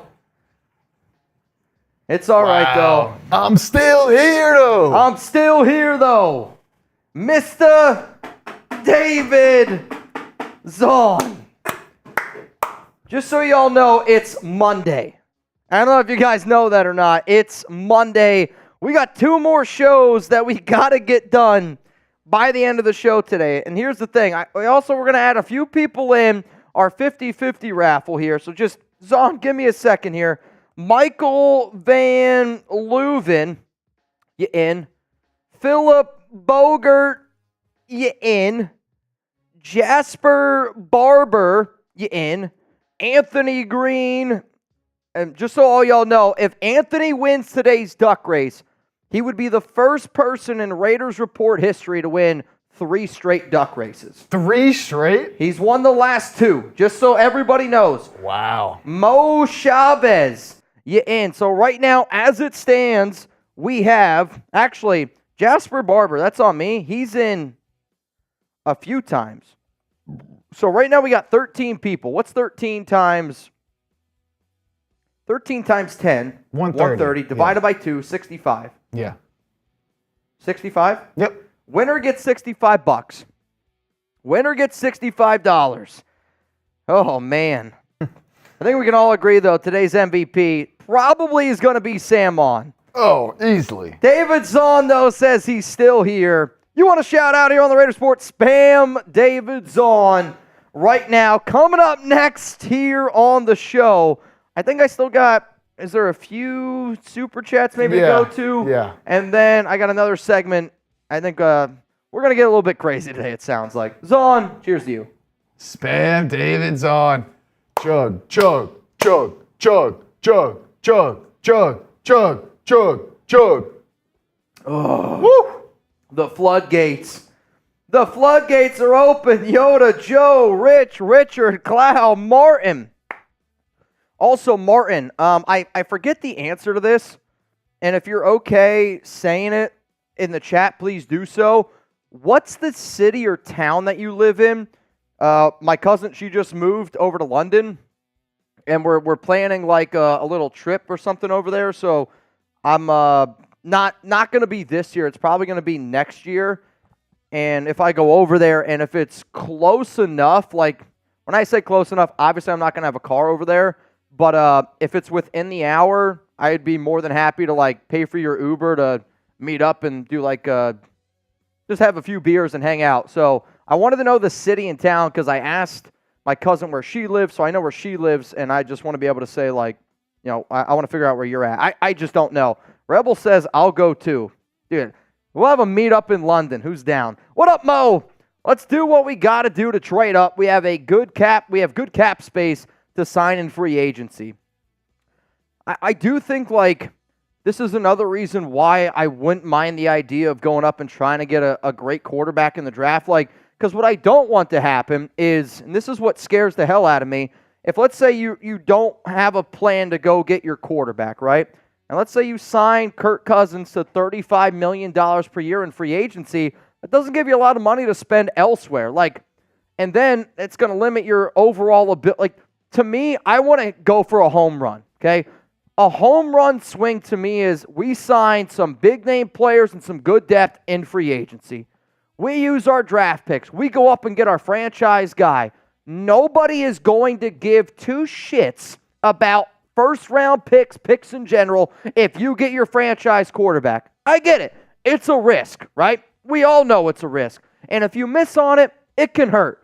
But we've also seen that even if you miss on your franchise QB, you can still be successful, right? Like, people are like, oh, the last time a team traded from 12 to 3 was the 49ers. They got Trey Lance. They've also been unbelievably dominant. Like, to me, there's risk in everything that you do in life. And when, to me, the risk outweighs everything else, if you get your guy, you get your guy. And when you're in the same division as Patrick Mahomes, you settling on Kirk Cousins ain't going to cut it. You settling on Aiden O'Connell ain't going to cut it. You settling on Derek Carr, it ain't going to cut it. So until you get that guy that can legitimately compete, I want a home run swing. Let's knock it out of the park in free agency. Let's go up and get our guy in the draft. And then, depending on what the trade is, you can still build on other positions in the draft. Let's make it happen. I'm with you, Mo. John, thin cable was worse. What? When we were talking about getting hit with like a belt or the chancla. Oh, I'm like, thin cable? I'm like, what are we talking about here? We got a couple about this. Yeah, I can remember there was one time I was being a real pain in the ass with my dad, and I could tie my shoes. I can remember it very clear. I was old enough where I definitely could tie my shoes, but I didn't want to tie my shoes. And my dad got very angry, and he had like cleats. He didn't hit me with cleats, but he was like, he like looked at me, and I was like, oh my God. I think that would be worse than a thin cable. That'd be terrible. A thin cable, though, that'd be pretty bad. Oscar, a weird coat hanger will give a nice mark on you. A coat hanger. We got some interesting stories. I was going to say. There's some weird, interesting stories. We are opening up Pandora's box here of ways to... There's some old wounds here, some old scars. Ways to potentially discipline your kids. Oh, this is opening up a whole box here. Last name that I got in was Mo Chavez. We see Miggy Camacho. You in. I got Randall Carter. You in. And then another one for Sam on. You in. So, as it stands right now, winner would get $10 Venmo at Mitchell Renz 365. Right now, you'd have a chance to win. Have a chance to win $80. And as I said that, Anthony Green, you are in again. So now winner would get 85. We're going to do a duck race at the very, very end of today's show, just so everybody knows. Very, very end of today's show, we're going to do a duck race. Let's go to Solo Chef, F. Florio, F. Greenberg, and Allowed Raiders. If you don't know what Solo Chef is talking about here, basically the two people that have been, and correct me if I'm wrong here, Sol, the two people that have been like the most pounding on the table of hating the comments that Antonio Pierce has made about Patrick Mahomes have been these two people here, basically like, Antonio Pierce deserves to be punished for his comments on Patrick Mahomes. If you haven't heard my comments yet on it, if you don't know what I'm talking about, AP basically said that he's going to give Patrick Mahomes the Jordan treatment, which they're going to try to hit him. They're going to try to be physical with him. And the way that I think about it is this. If you have a problem with Antonio Pierce's comments about Patrick Mahomes, like the way they're going to do it is like the Jordan rules, you've never competed in anything seriously in your entire life. Like, believe me, I can look at Mike Florio and already tell you, that guy's a nerd. He's never competed in a sport competitively. I can look at Mike Greenberg and tell you, that guy's never competed in competitively anything ever. Bottom line is, anybody that has a problem with what Antonio Pierce has said has legitimately never competed in anything in their entire life. It doesn't even have to be sports. Like, I'm telling you right now, if I was a competitive chess player, I'm walking into that chess battle going, I'm going to try to get into your mind any way possible, even if that means walking up before that game. If I got to throw a jab at you, like, you're going to do everything in your power because professionals, athletes, they know when it's in that 60 minutes, when it's between the lines, to me, you're going to do whatever you can to win, right? Like, that's my mindset. In between those lines, you do everything to win. Outside those lines, it's a little bit different. You can be friends. You can be buddy-buddy. Like, if you were to talk to Max Crosby and Patrick Mahomes, like, when they're on the field together, they are mortal enemies. Outside of the game, they're actually very, very good friends. So, Sol, I totally hear you, man. Do you agree? Y for yes, N for no. Are you okay? That's probably how I should say it. Are you okay with Antonio Pierce's comments on the rules around Patrick Mahomes? Around they're going to try to hit him a little bit more. If you don't know it, look it up. Give me a yes. Give me a no. And this might come as a surprise, but this one's rolling in from Sam on Bang. I don't know if you guys are keeping track, but that's 7 bangs. 7 bangs today for Sam on. Sam! I'll tell you what, Sam, if I'm ever in Vegas on a Monday, I'm hitting you up. That I can promise you. That I can promise you. This guy is on another level. On another level. 7 bangs and one day. Chip, can you give a few shout-outs? Oh, man, get those Sams going in the chat right now. Usually this is a chat that says F Sam. Today, we're pro Sam. Pro Sam today. Get those Sams going. Woo. Let's go, baby. Yoda, Robert, DJ, Joe, Raider Sancho, Adam, Ed. Come on. Sam, what a legend on a Monday. Joe, Jeremy, Jurassic Raider, Martin, Matthew. Yes, Martin, Sam is on one today. I'm worried I might get too drunk to taste this chicken. Considering the fact that the only thing I have in my system is a protein shake. This one might get blurry, y'all. You got significantly more Happy Dad in your system than anything else right now. Here's the thing. You can't tell people that out in public. What? You have significantly more Happy Dad in your system. Whoa. Wait a minute. Jason Martinez, you are in twice. Jason Martinez, you in again. Sam on. You know what? I'm gonna do something just to spark this up a little bit. Sam, you've been an absolute legend today, and I think, Raiders Report, Raider Nation is always about trying to just show love as many ways as we possibly can. I'm going to take one of the hundreds that Sam just sent here, and I'm going to add it to our 50-50 raffle.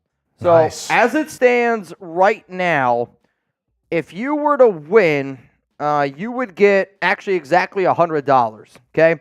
You get $100. I'm going to add an extra 100. So $10 Venmo right now, you'd have a chance to win $200. So if you want a chance to win a little bit of money, Venmo me at Mitchell Renz 365 right now for a chance to get in and win a little jing. We're going to do a duck race at the very, very end of today's show. I think I just saw Luis get in.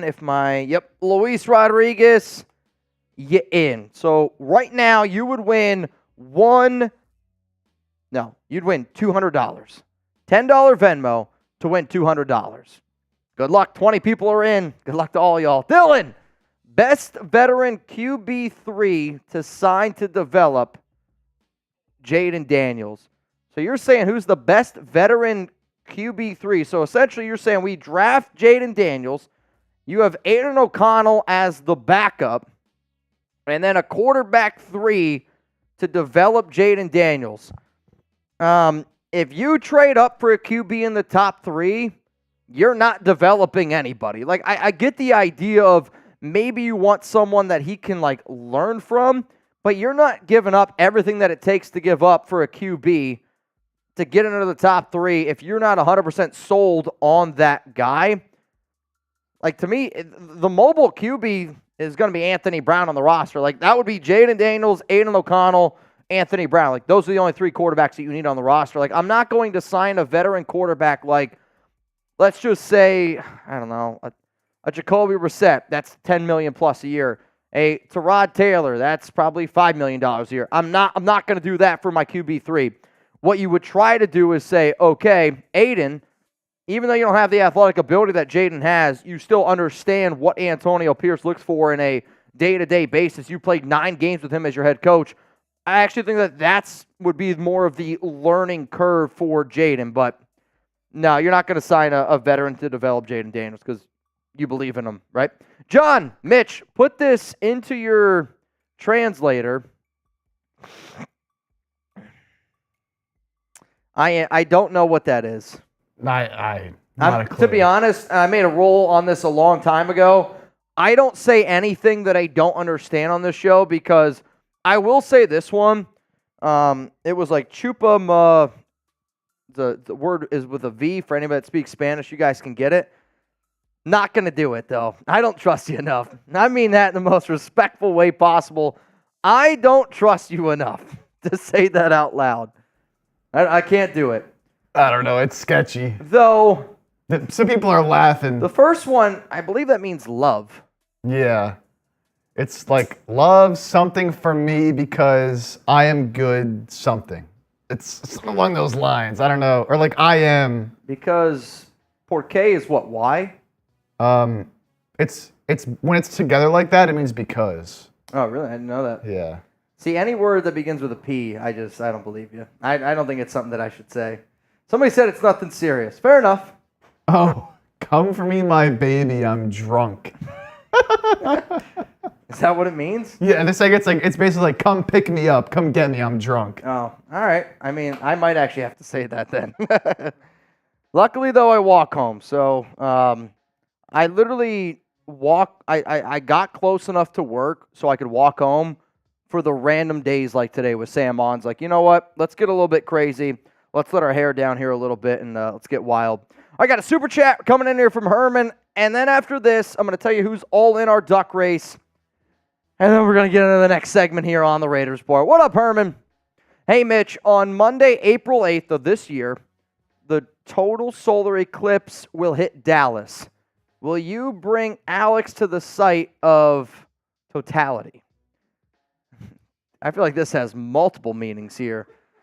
I will say this. I did actually already know this.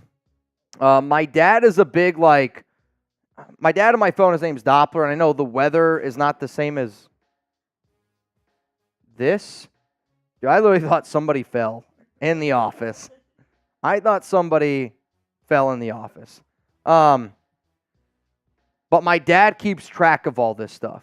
Like, you ever see, if you've ever looked, this might be, again, a little bit before your time. There was a guy on Discovery Channel, and there's, like, a famous picture of him, and it's just, like, aliens. His hair's, like, all crazy. That's my dad. My dad keeps track of this stuff. We might try to plan a date around it. I will also say April is a very difficult month for us because we're pretty busy here at Chat Sports, but I'll see what I can do. I'll see what I can do. It's an interesting question, though, no doubt. All right, let's get some people here that are in our duck race. Last name I called out was Luis Rodriguez. Next one is Dylan Erickson, you in. Ryan Bass, you in. Alfredo Ramirez, you in. Jeffrey Kreischer, in. Anthony Marigil, I don't think I got that right again. Alex Potter, in. Actually, Anthony's in twice. Anthony Marigil. I'm going to refresh my phone one more time here. And it looks like everybody is in. So right now we have 27 people in our duck race. $10 to enter at Mitchell Renz 365, which means 27. I have no idea what 27 times. Times 10? Yep. 270. Yeah. Well, I mean, divided by 2, so what? 135? Yeah, and then you got to add an extra 100, 235. Yep. $10 Venmo to win $235 here on the Raiders Report. All right, next segment coming up on the show, which now Scott Eckert, I just saw you. Scott wants 2. Scott Eckert in, which now means, 245 would go to the winner. All right, y'all, next segment coming up here on the show is going to be around, I just got to figure it out, my 5 burning questions. My 5 burning questions for Tom Telesco, Antonio Pierce, before the NFL Scouting Combine. Sound good? Sounds good. Jacob Castillo, you in. Jacob Castillo, you in. So now winner would get $250. You ready? All right, Chip's ready. I'm ready. Sam on. You ready? I don't know with you. Coming up right now, let's get into my 5 burning questions for the Raiders before the Combine. Raider Nation, what's going on? It's Mitchell Renz here, host of the Raiders Report, and today's show is presented by Manscaped. For anybody out there looking for the best male grooming products out there, go to manscaped.com, use code Raiders for 20% off and free shipping on the best male grooming products out there. I use them, Sam on use them, and if we both use them, you should do it too. Coming up here on the show, I got 5 burning questions, the top trending topics, the 5 biggest questions that I get from Raider Nation around Tom Telesco, Antonio Pierce, what the Raiders need to figure out at the NFL Scouting Combine, because free agency right around the corner. The NFL Draft is going to be here before you even know it.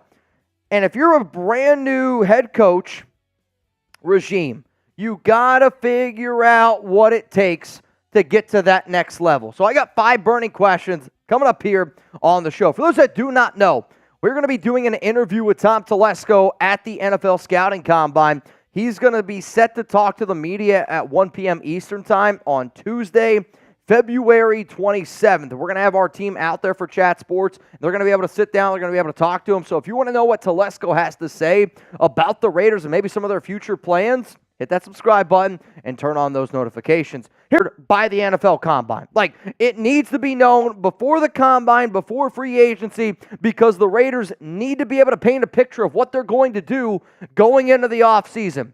That's very important to me. When you look at the 2024 NFL Draft, to me, the number that you got to get up to guarantee yourself a franchise guy is number 3 with New England. However, with that being said, I don't know if it's a lock that 3 quarterbacks go off the board in the top 3. The more news, the more rumors that continuously come out indicate that, here's the thing, I do not know whether or not all 3 quarterbacks go in the top 3. In fact, I think 1 out of the top 3 does fall to maybe 4 to the Arizona Cardinals, and maybe that's your opportunity for the Raiders to trade up. The number 1 trade target I see for the Silver and Black is Jaden Daniels, the LSU quarterback, the Heisman Trophy winner, based on his connections with Antonio Pierce, based on his connections with Marvin Lewis. Another option could potentially be Caleb Williams. I will admit, I think Caleb is already a Washington Commander in my book. Hell, I actually think that the Commanders could end up trading up with Chicago to go up to number 1 to go get their guy. The other quarterback, though, that I would consider, and I am a big Drake May fan, right? No surprise to anybody that's watched this show before. May is my number 1 quarterback in this year's draft. I think he does everything phenomenally well, and he has some room to grow on top of that. However, though, there's going to be other teams competing for quarterbacks and the ability to trade up, because there's a lot of scouts out there that think those top 3 quarterbacks, it hasn't been that top 3 solid probably since, I'll say, Joe Burrow, Justin Herbert, and Tua Tagovailoa. And some of the teams that I could see trading up for a QB are the Commanders, the Giants, the Falcons, the Vikings, the Broncos, and the Raiders would be the top 6 teams to be able to trade up to even have a chance at getting any of those guys. So out of those quarterbacks that I just mentioned, who do you believe is the top quarterback in the 2024 NFL Draft? If you believe it's Caleb Williams, I want you to type CW. If you think it's Drake May, type DM. If you think it's Jaden Daniels, type JD. If you don't think it's any of them, well, hey, drop me another name. Let me know what you're thinking down below. The top quarterback to me for the Raiders, Jaden Daniels. The top quarterback on my draft rankings, Drake May. But if I'm going to sit up here and say that I fully believe in Antonio Pierce and what he brings to the table, and if you believe that too, I think you got to invest yourself in Jaden Daniels. Let's go to question number 2. If Caleb Williams, Jaden Daniels, and Drake May are gone, will the Raiders draft a quarterback? Like, you know, we sit up here on my show at least, and I talk all the time about trading up to go get your guy. There's absolutely a scenario where the Raiders don't have a plan in place, and they go, you know, we're just going to see how the draft falls. Maybe Jaden, maybe Drake May, maybe one of these quarterbacks ends up falling to us. What if they don't? What if none of them end up falling, and now the Raiders are in a spot because, let's say they didn't sign a free agent quarterback. They didn't trade for Justin Fields, and your main guy is Aiden O'Connell. You can't go into the next season, and the Raiders know this, they can't go into the next season with Aiden O'Connell as their top guy. So are they going to look at potentially drafting a quarterback? Well, I'll say this. Based on other quarterbacks that could potentially go, and this is the round projection that I see them, I have Michael Penix Jr. as my 4th best quarterback. If I'm the Raiders, I would target him in round 2, okay? I'm not targeting any of these QBs in round 1 because the Raiders need to be able to hit on their pick 13, and it can't be at the QB position. If you reach on a quarterback, you're reaching based on a position. I believe that the Silver and Black should go best player available at 13. Bo Nix, round 2 quarterback. J.J. McCarthy for me. I am very, very low on McCarthy. I know that some people think that he's going to go high, and he might end up going high in the draft. So those teams out there that take J.J. in the top 10 in first round, I have a 2nd to 3rd round grade on him based on the Raiders and where they're at right now. The other player then is Spencer Rattler, who I would potentially target in the 4th or the 5th round. If the Raiders don't trade up before NFL free agency, I could see them signing an NFL QB and a veteran quarterback in free agency. And the reason why that I say that is because what's going to be very important for the Raiders, and one of the reasons why Tom Telesco ended up getting the job, was he was able to paint the best picture of how the Raiders can solve their quarterback issue. And if I'm the Raiders, if you don't have the ability to trade up into the combine, then I need to know, okay, if I don't trade up at the combine, I might not be able to get my guy. And I don't want to be in a situation where I only have Aiden O'Connell. So that means you got to go out and you got to sign your franchise quarterback. It's going to be very interesting to see what the Raiders decide to do, though, in free agency, because they do have money. They can go out and get a quarterback. But does that make them the best team overall? I just don't want another situation where, I'm not calling Kirk Cousins Jimmy Garoppolo, but I am saying is it smart to invest $30 million plus in a QB that I'm not 100% sure. I think Kirk can get us to the playoffs. I don't think Kirk can win us a Super Bowl. And if you know that, does it make sense to spend the money? I don't know if it does.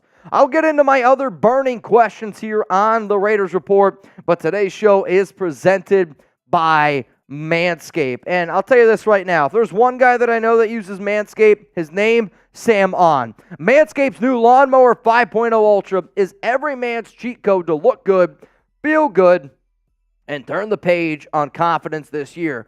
Whether you're going for a trim or that clean-shaven look, this trimmer has you covered. Trusted by over 10 million men worldwide, now is your time to get a grip on your grooming with our exclusive offer. Get 20% off and free shipping with the code Raiders at manscaped.com. Embrace a new you and definitely embrace a new trimmer courtesy of Manscaped. I've been using Manscaped for a very long time, and a lot of times I get asked the question. I get it more when I post a picture of Alex on my IG or on my social media in general, and people always ask, Mitch, how the hell are you punching up your weight class all that much? I'll give you the answer. It's Manscaped, right?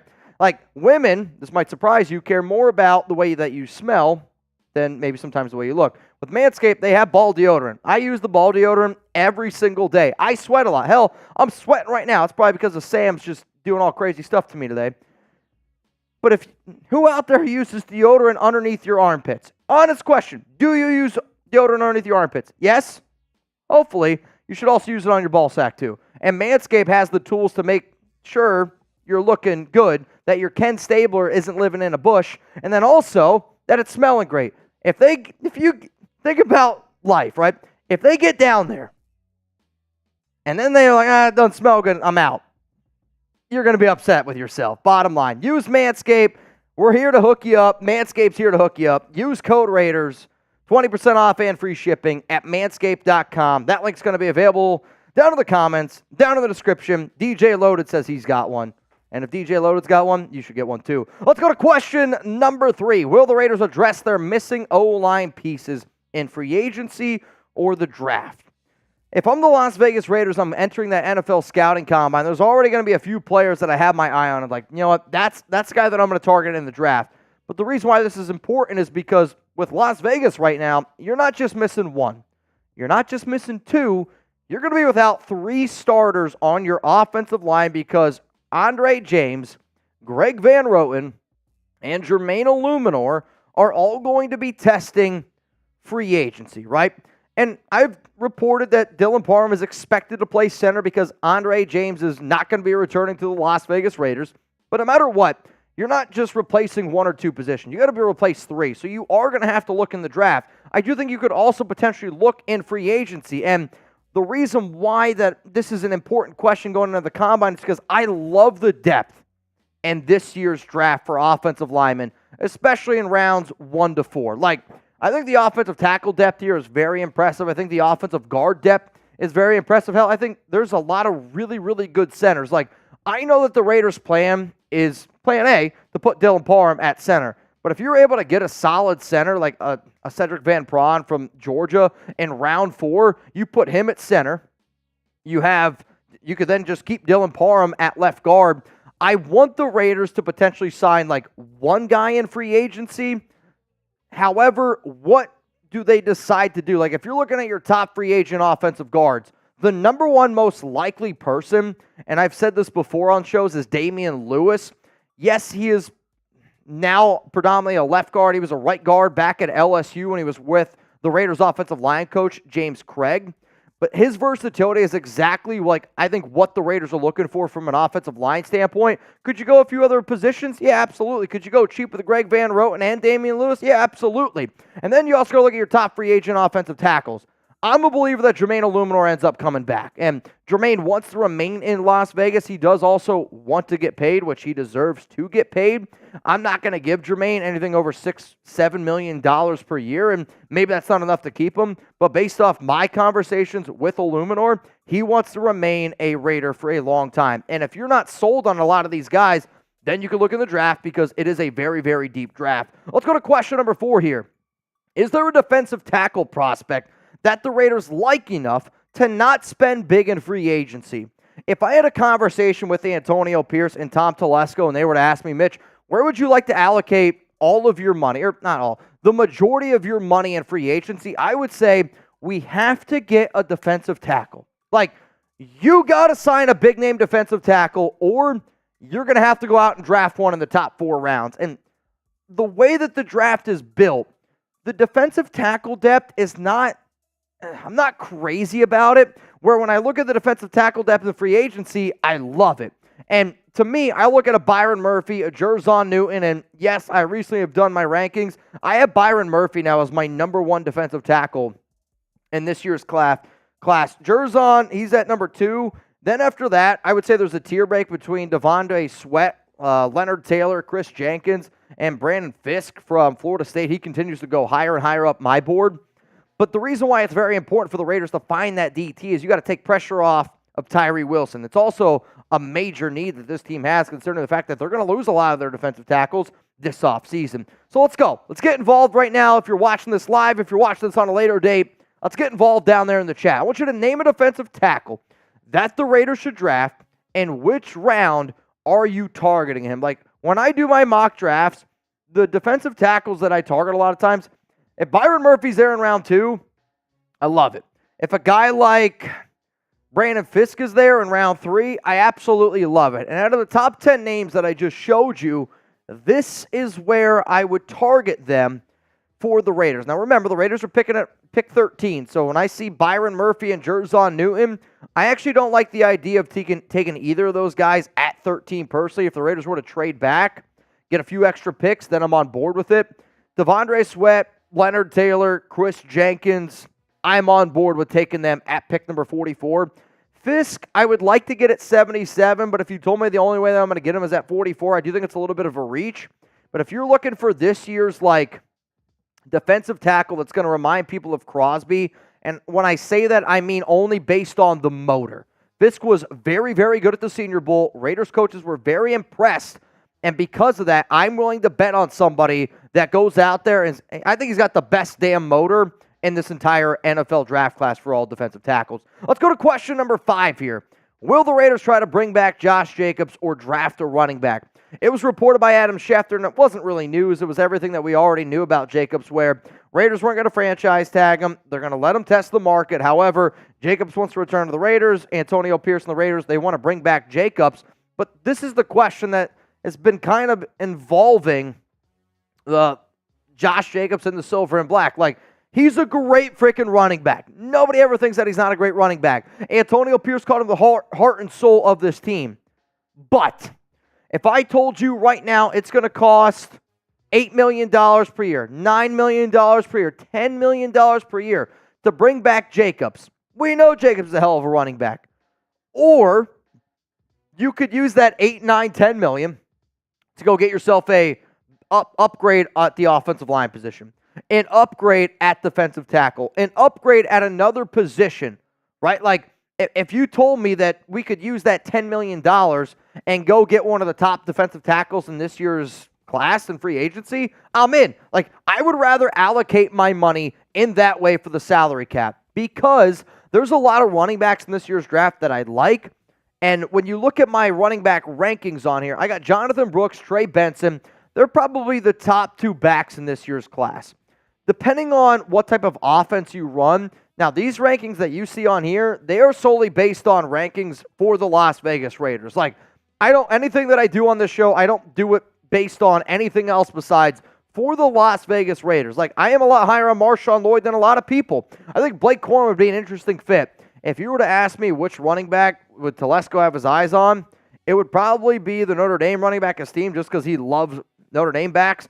Ray Davis is another name that I've heard from multiple coaches and multiple players of, hey, you got to at least keep an eye on this guy. So I want you to drop a name right now. Who is your favorite running back in this year's draft class? Because Zamir White proved me wrong. And Zamir showed that he can at least be a reliable back once you give him some touches, gets the ball going. He had a phenomenal 4 games to finish the season. But if the Raiders decide to not bring back Jacobs, and I know what Jacobs has said, but at the end of the day, it's got to make dollars and cents for both sides. And if Jacobs wants to go get his bag and he goes somewhere else, I'm not going to fault him for that. But what you can't have is have only Zamir White. I want to see what we got in Sincere McCormick. To me, though, you have to add another running back into this equation. My favorite running back in this year's class, based on value, right? I'm talking best value out there, Marshawn Lloyd. If the Raiders were able to get Lloyd, the running back out of USC, and the tape that I watch at him, the more and more tape I watch, the more and more I like him. He's short, he's stout, he's got phenomenal burst, he is a fast running back for his size, and just based on what the Raiders' offensive scheme looks like, if you're able to get Marshawn Lloyd in round 4, I don't know if he'll be there because I think this is going to be one of the players that shoots up the board after the combine. I'm telling you this right now, Marshawn Lloyd in round 4, okay, at pick 113, or signing Josh Jacobs to a deal worth $10 million per year, I will take Lloyd based off of what the running back position means, and also based off of that I could use that $10 million and allocate it to the offensive line or the defensive line. That's why Marshawn Lloyd is my favorite back. So what I want to know from every single person that made it this far in the video, one more time, who is your favorite running back in this year's draft class? All right, you're good. We're going to give a few shout-outs here on the show. Shout out to Chip for pulling up today. Chugs is out of the building. He's got married, and he's got a little bit of vacation time. I got 585 people watching. Can we get to 400 likes? Don't like the video for me. Don't like it for Chip. Like it for Sam on. Click that like button for Sam on. What do you guys think here? I'm also going to go take a leak because I got to pee really, really bad. I'm going to switch up my jersey on top of all that. When I get back, we're going to roll through some super chats, but I want you guys to interact with Chip here. Let him know who's your favorite running back in this year's class, and if you want to ask him any other questions, don't be shy. I'll tell you, Mitch had him on his rankings there. Don't sleep on my boy Will Shipley. Don't sleep on my boy Will Shipley, Mitch. He did get hurt at the end of the year, and the bowl game sucks. Tore his ACL, but man, he's not, your traditional runner of the ball, but he can catch the ball. He's a great receiver. So if you're looking for a guy who can catch the ball out of the backfield, if you're looking for a guy to catch the ball out of the backfield, Will Shipley's your guy. Again, he is hurt. And running back position, there's a lot of other guys you can go with, so you don't necessarily need to go draft a guy who's injured. But Ray Davis, Frank Gore Jr. has been a popular name. I've seen a lot of Ray Davis. Cody Schrader out of Missouri. Saw him play in person, actually. I saw him play in person when they played in their bowl game against Ohio State. And he's electric. He is electric. Not sure what his outlook looks like in the NFL, but he is good. Girthy Raider, the kid from Michigan, yeah, Corum. Mitch had him where? Number 4. Don't sleep on Jace McClellan, Deion Johnson. Nico, nice try, man. Nice try. Not getting you with that, dude. Come on. Can you let me know your favorite running back in this year's draft class? That kid Johnson from Washington isn't bad either. He was really banged up to end the year. Very, very banged up to end the year, but he fought through it, man. Tough kid. Got to give him his credit. I'm seeing a few people saying Jace McClellan, Irving, yeah, Bucky Irving. The Notre Dame guy, Esteem, I'm high on him. Trey Benson from Florida State. Nico kind of tests the new guy. I respect it. You tried. You like Corum? LC. Haven't heard of that. Haven't heard of that guy. Haven't heard of that guy before. Let me know. I haven't seen that name before. Corum. Seen a lot of Corum. Seen a lot of Corum. I'm telling you, don't sleep on my man Shipley. Been going Frank Gore Jr. I feel like people are just kind of attaching to the name right now. People are kind of just attaching to the name right now. You know, it'd be a fun story if a team drafts him, he ends up being really good. Like Justin Brown, Frank Gore Jr. will be a beast. Yeah, I hope so. That'd be awesome. That'd be awesome for him. That'd be a sick story. But I feel like that's more what it's about right now, is the story than anything else. What about the running back from Wisconsin? Braylon Allen, number 7 for Mitch. Donovan Edwards. I don't think Donovan Edwards. Yeah, he's going back to Michigan, so he's not an option this year. Although a very good player, just not an option this year. Schrader, I would say it. Schrader's nice. Yeah, I like Schrader from Missouri. I'll have to do a little bit more research. Yeah, I saw him play in person against Ohio State. He's deal. He's explosive. Real deal. Real deal. You know, when it comes to the NFL, we'll see. But I mean, sometimes like that's the transition. Like a lot of times, one of the things like that I'll look for in a late round back, because at the end of the day, they're not going to get on the field if they can't pass protect. And I that's one of the things. Like if I'm going to look at a running back on day 3, right? Which more and more running backs are starting to go day 3. I'm more willing to bet on a guy where when I watch the film, I'm like, that guy can pass protect because he'll get himself on the field. Like you're not going to put a back who you drafted on day 3 on the field if they can't pass protect. Yeah, very underrated aspect of all this. People just look at the highlights, see guys with explosive runs, but you're right. Got to be able to pass protect. Isidro in, David Anderson also in, and then Anthony Green. In. So right now we got 34 people in. Divide that by 2. 170, add an extra 100, 270. You got a chance to win $270 here on the show. $10 Venmo at Mitchell Renz 365.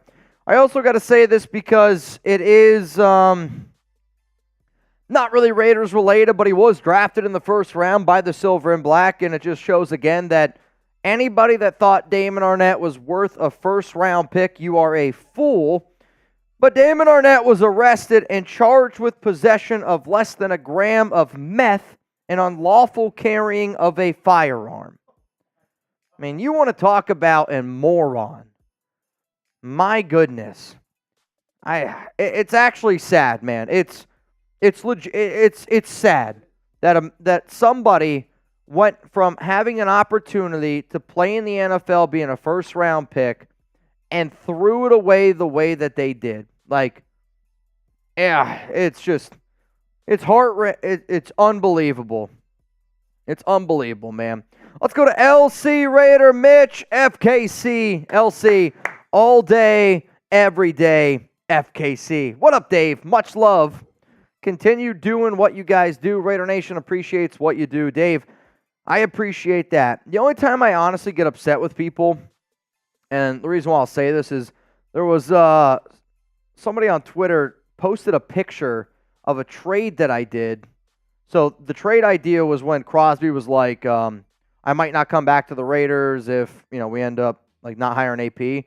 Posted the trade today, and everyone's like, I can't believe you would trade Crosby. And I'm like, that kind of stuff gets annoying with me. Or so out of context. Or the whole Mitch worked for the Jets in college to pay his way through school, and now he's a Jets fan. Like, those legitimately are the only two things that grind my gears. And I get it. Sometimes people got to punch upward. But I don't know. It kind of gets on my nerves. But, Dave, I love you. I appreciate that. I appreciate that people like what we do on the show because we have a lot of fun doing it. And obviously, we had a lot of fun today. Hopefully, we might not be done having fun today. It depends on what Sam On's feeling. I don't know. What up, John? I want Esteem from Notre Dame. I think he's a really interesting back for me. And there's a few running backs that I have with an asterisk near them just because I need to watch a little bit more tape on them because there's certain if a guy's not an incredible athlete, I get nervous. And one of the running backs that I was very wrong on, this is me being real with you, is oh my God. Who's the running back for the Rams this past year that had Kyren Williams. Kyren Williams. I was very wrong on Kyren Williams. I was like, I don't know if he's going to be a good fit in the NFL. I don't know if he's a good enough athlete. Here's the thing, and this is where the combine's going to get you. Certain players are not going to test well at the combine, but they're just better football players, right? Like Kyren Williams' ability to stutter step, to find open lanes, you don't see how smart certain guys are at the combine. And Kyren Williams was a player I was very wrong on. I'm not just making the comp because they're both Notre Dame guys. I do feel, though, similar comparisons for me. Just something to keep out there. All right, let's go to the next one. Rolling in here from John again. 2 sleeper running backs, both from Boise. See, my sleeper running back that I don't think gets a lot of talk, and I'll just keep it a buck here. I think Will Shipley, people look past him because he's a white running back, right? And then there's the South Dakota State running back, though. Look up, his name right now is escaping me. That guy is a freak of an athlete. He made Feldman's freak list, and when you just look at measurable size, height, speed, he is a unbelievable athlete. Yes, Isaiah Davis is a very, very good athlete. That's another running back that I am genuinely curious about, where people are like, I haven't watched a lot of tape on him. Small school running back, I get it. But if you just want to talk about, if you were to just say blind taste test, and say, this running back's measurables and this running back's measurables and, where they're going to do testing-wise, people are like, that guy deserves to be drafted a lot higher than where he's going. Isaiah Davis is another running back that I'm very intrigued by. What up, Noah? The 13th pick for Patrick Mahomes. Yeah, in a heartbeat. Here's the honest truth, though, with this.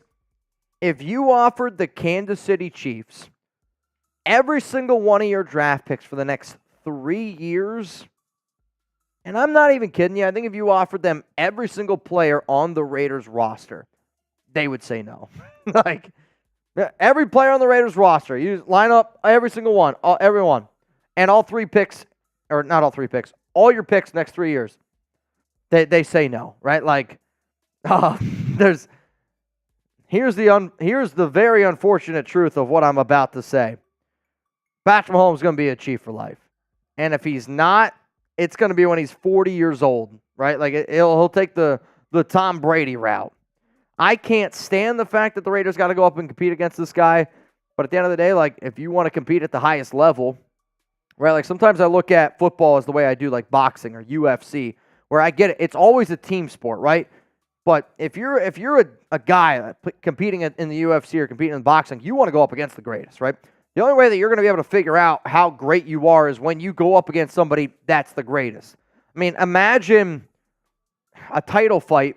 Patrick Mahomes is the number 1 fighter in the world, up against a guy like Derek Carr, up against a guy like Aiden O'Connell. That's the main event being the number 1 fighter in the world against somebody who's not even in the UFC, right? The difference level there is so insane.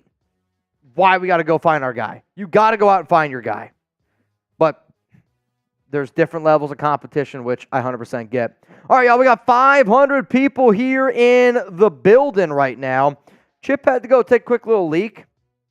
When he gets back, we're going to get into the final segment of today's show, which I see right now. Rebel just sent me something. Rebel, what'd you send me? All right, thank you, Rebel. And then Michael Van Leuven, excuse me, you in again. Michael Van Leuven. So right now we got 35 people in our duck race. Oh, shit.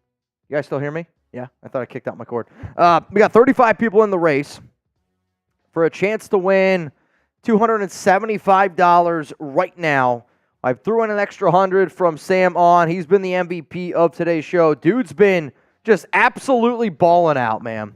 Dude's been absolutely balling out. Once Chip gets back, we will get into our final segment of the day and a duck race that I'm honestly looking very much forward to. Davin Lopez, you in. Or is it Davin? I'm not sure. Mr. Lopez, you in. 50-50 raffle, 10 to get in. Final call here. After our final segment, we will do this duck race. If you're watching, you can actually scan that QR code with your phone, with your camera, and then we are good to go. We are up to 37 people in. Yes. Oh, man.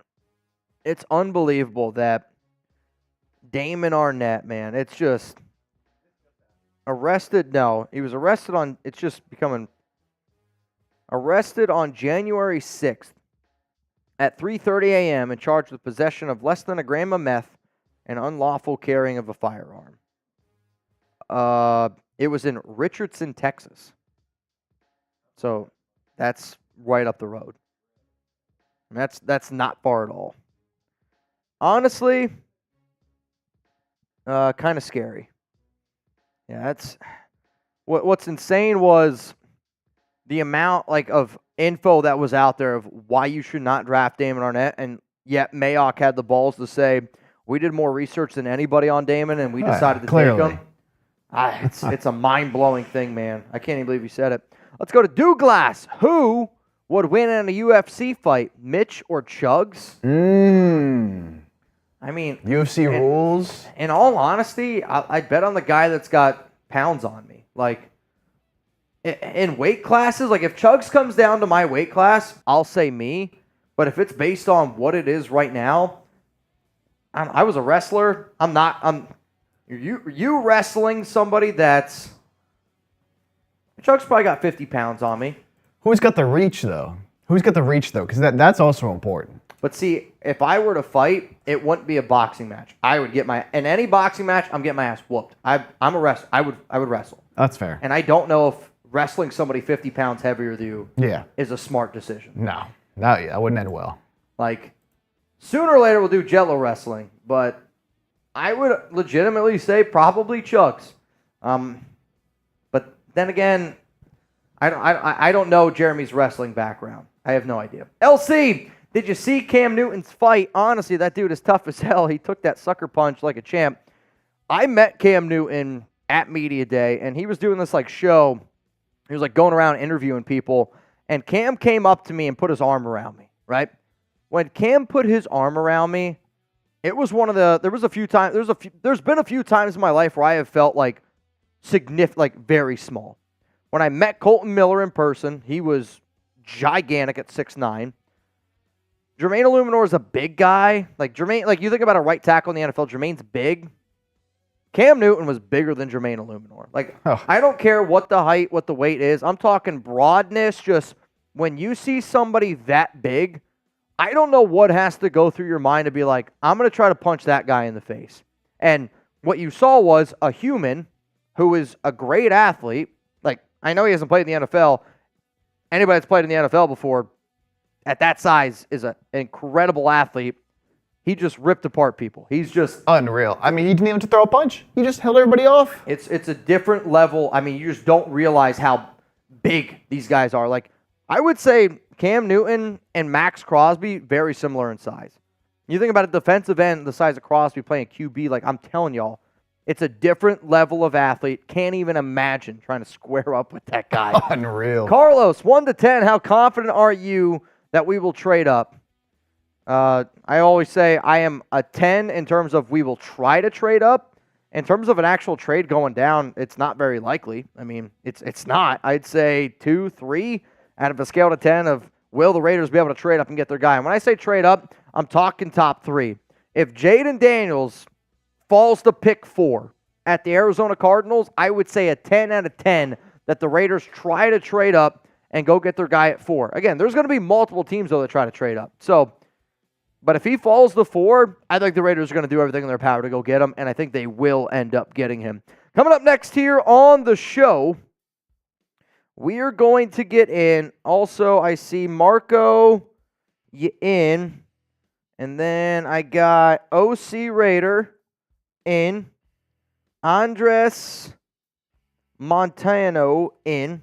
Steven Corbel in. So as we stand right now, 40 people are in. You'd have a chance to win 200, but we're going to add an extra 100 on top of that bad boy, courtesy of Sam on, for a chance to win $300. $300. That sounds pretty damn good to me, man. That sounds pretty damn good to me. I think we are all caught up on all the supers, so that means we can get into our final segment here on the Raiders Report, and it's around free agency. It's around free. You're going to see a lot of numbers on this show. I'm going to tell you that right now. A lot of numbers based off of what certain big name free agents could end up signing for, and what, if I'm the Raiders, what I would end up signing for. That's coming up right now.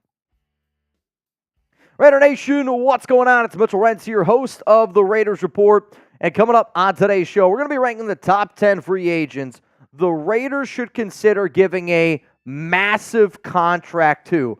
Every single free agency period that I cover here at Chat Sports, we always look at the big name guys, and could the Raiders try to bring one of those dudes in? The reason why that I'm talking about this is because last week when when the NFL increased their salary cap spending, I had multiple fans reach out to me and go, does this mean that the Raiders are going to go out and spend big? For those that do not know, the NFL salary cap is now at $255.4 million, which is 13.6% higher than in 2023. It is the largest salary cap increase ever at $30.6 million. The Raiders, as it stands right now, at $55.48 million in salary cap, which is the ninth most. The one thing, though, that I do want to throw out there, even though it is the largest salary cap increase at 13.6% is actually not all that high compared to some other years. So, yes, the money itself is going up, but the percentage of cap is the number that I personally look at, and at only 13.6%, it's actually not nearly as high as what it could have potentially been. So, to me, I'm doing a show around massive contracts. To me, every single player that you are about to see on this show, every single dude is getting a contract of minimum $15 million per year. And, we can always talk about potential targets, but at the end of the day, I feel like the live streams that I remember, and here's the thing, if the Raiders sign any of these guys that I'm about to mention, not only are we going live, we're turning up Sam on style. Like, that's why I want you to click that subscribe button. That's why I want you to turn on those notifications, because free agency is arguably the most fun time of the year. And the reason why that I say that is because we'll be live all day, every day, waiting for the Raiders to make a move, waiting for NFL moves to happen. We'll sit here, we'll talk about them. It is some of the most fun that I have as a on-air host. And man, oh man, when the Raiders make that move, dude, shit is electric. I don't want you to miss it. Click that subscribe button. So the rankings that you're going to see are, I'm going to go from 10 and I'm going to work my way down to 1, and it's based on my personal rankings of where I would target them. So at number 10 is Kirk Cousins. And yes, Cousins is on this show, and he's solely on this show. Not that I want the Raiders to target Cousins. It's more based on the idea of, if the Raiders don't have the ability to trade up for a quarterback, how many times have I said this? To me, the number one option that the Silver and Black would target is Cousins. He has been vouched for by Davante Adams, and the Raiders are going to listen to Adams. They listened to him when Adams vouched for Luke Getsy. Look at him. He's the OC coach, right? And if the Raiders don't have the ability to go up and get a QB in the draft, then I could see them settling in free agency for the number one quarterback in free agency right now. So on today's show, you are going to see three numbers. You are going to see my projection, which is going to be at the very top, and where I would sign that player for the Silver and Black. Then you're going to see PFF's contract projection, and then you are going to see Spotrac's contract projection for every single player. My number here for Kirk Cousins is a little bit less, and it's because if I'm the Raiders, I still want to be able to go out and invest on the offensive line. I want to be able to invest at the defensive tackle position. You have so many other needs that you do have to be able to account for, and you can sign Kirk Cousins. I get it. But if you sign Kirk Cousins and you don't address your offensive line, that means you're going to pay a quarterback over $30 million on a team that's got 3 open free agency spots right now on the offensive line position. It's not a smart use of money, so Cousins comes in here at number 10. Let's go to number 9 on my list of the big contracts that I would be willing to offer this offseason. L'Jarius Sneed, cornerback of the Kansas City Chiefs. And for the Raiders, you might have to spend a little bit of extra money to steal Sneed away from Kansas City because, hold your ears if this hurts your feelings, if I'm Snead, I'm trying to go back to Kansas City. Why would I leave the two-time defending Super Bowl champions if it's not for a bag? Like, the only way I'm leaving Kansas City is if I get a bag. And if I'm Kansas City, I'm going to do everything in my power to bring back Snead because he's their top corner right now. The deal that I would offer Snead, and I understand that I'm probably going to have to pay a little bit of extra money to go out and get him, but I also know that Telesco values AFC West experience, so I would offer 3 years, $53 million with $40 million guaranteed, which is actually probably a little bit more guaranteed money than what he's going to see, but I want to be able to show Snead that, hey, I want you to bring you over here to the Raiders, and let's make it happen. Snead's number 9. Number 8 on my list is the dude that if the Raiders were to spend big at the cornerback position, I actually believe it would be Jalen Johnson, cornerback of the Chicago Bears. There's going to be some players on this show that I'm just going to be real with you, probably get franchise tagged, and I think Jalen Johnson could end up being one of those dudes that does end up getting tagged. However, he's got connections with Champ Kelly. Champ Kelly is a big fan of Jalen, and I think Jalen would fit very well with Patrick Graham, and realistically, he's going to fit well with any defense that he plays on because he's coming off a career year. I know it says 4 interceptions. Dude probably should have had 4 or 7, realistically. But for Jalen, I'm willing to offer him a 3-year deal at $55.5 million with $40 million guaranteed. That comes in at about $18.5 million per year. Is corner a need for the Raiders? Yes. However, it's not as big of a need as quarterback is right now. It's not as big of a need as offensive line. It's not as big of a need as some other positions, which you are going to see here on today's show. So this is going to be the pinned comment on the Raiders Reports episode today of looking for massive contract candidates. And if you were going to spend big, over $15 million per year on an NFL free agent, who would it be? You're about to get it with a YouTube ad break. Scroll down, let that ad play, and let me know. Let's go to number 7 on my list. Again, these rankings are based on priority of where I would allocate my money in terms of where I'm trying to look first rather than last. Robert Hunt, offensive guard of the Miami Dolphins. He played right guard predominantly last season for Miami, and at 6'6", 335 pounds, this is a monster of a man that if you're the Raiders, right, and you figure out a way to bring back Jermaine Illuminor, you move Dylan Parham in at center, you could put Robert Hunt in at right guard. And last season, according to the PFF, 547 snaps, had a 77.1 overall grade, a run blocking grade of 74.5, and a pass blocking grade of 75.9. This is somebody that continues to get better and better and better as they progress. He's only 27 years old, and one of the factors that you are going to see on today's show is any defensive player, I am putting them on a 3-year contract. Why? Max Crosby's got 3 years left, and if I'm Antonio Pearson and Tom Telesco, I am trying to connect every single defensive player on a 3-year deal with Crosby. Every offensive player that you're going to see, I'm going to put him on a 2-year deal because I know that the Raiders tried to give Cliff Kingsbury a 2-year deal, and when they value and they look at the offensive side of the football right now, I've been told that the Raiders on the offensive side of the ball are looking on a 2-year window. So if I know that that's a 2-year window, I'm going to offer these free agents on the offensive side of the football 2-year deals. Now, some guys might get 1 year. When I look at PFF and Spotrac, if I'm Robert Hunt, I'm 27 years old, I don't mind the idea of getting a 2-year deal because that means when I'm 29 years old, almost 30, I have another opportunity to hit free agency and get a big-time deal. But the reason why I think Hunt would be willing to take a little bit less money, because he's definitely going to get more than 11.8. Spotrac's very wrong on this one. I lean more close to PFF. The reason why I'm willing to offer him 15.5, I'm going to give him the contract fully guaranteed. Fully guaranteed at 27 for an offensive lineman. Then you have the opportunity to hit the market big again at 29.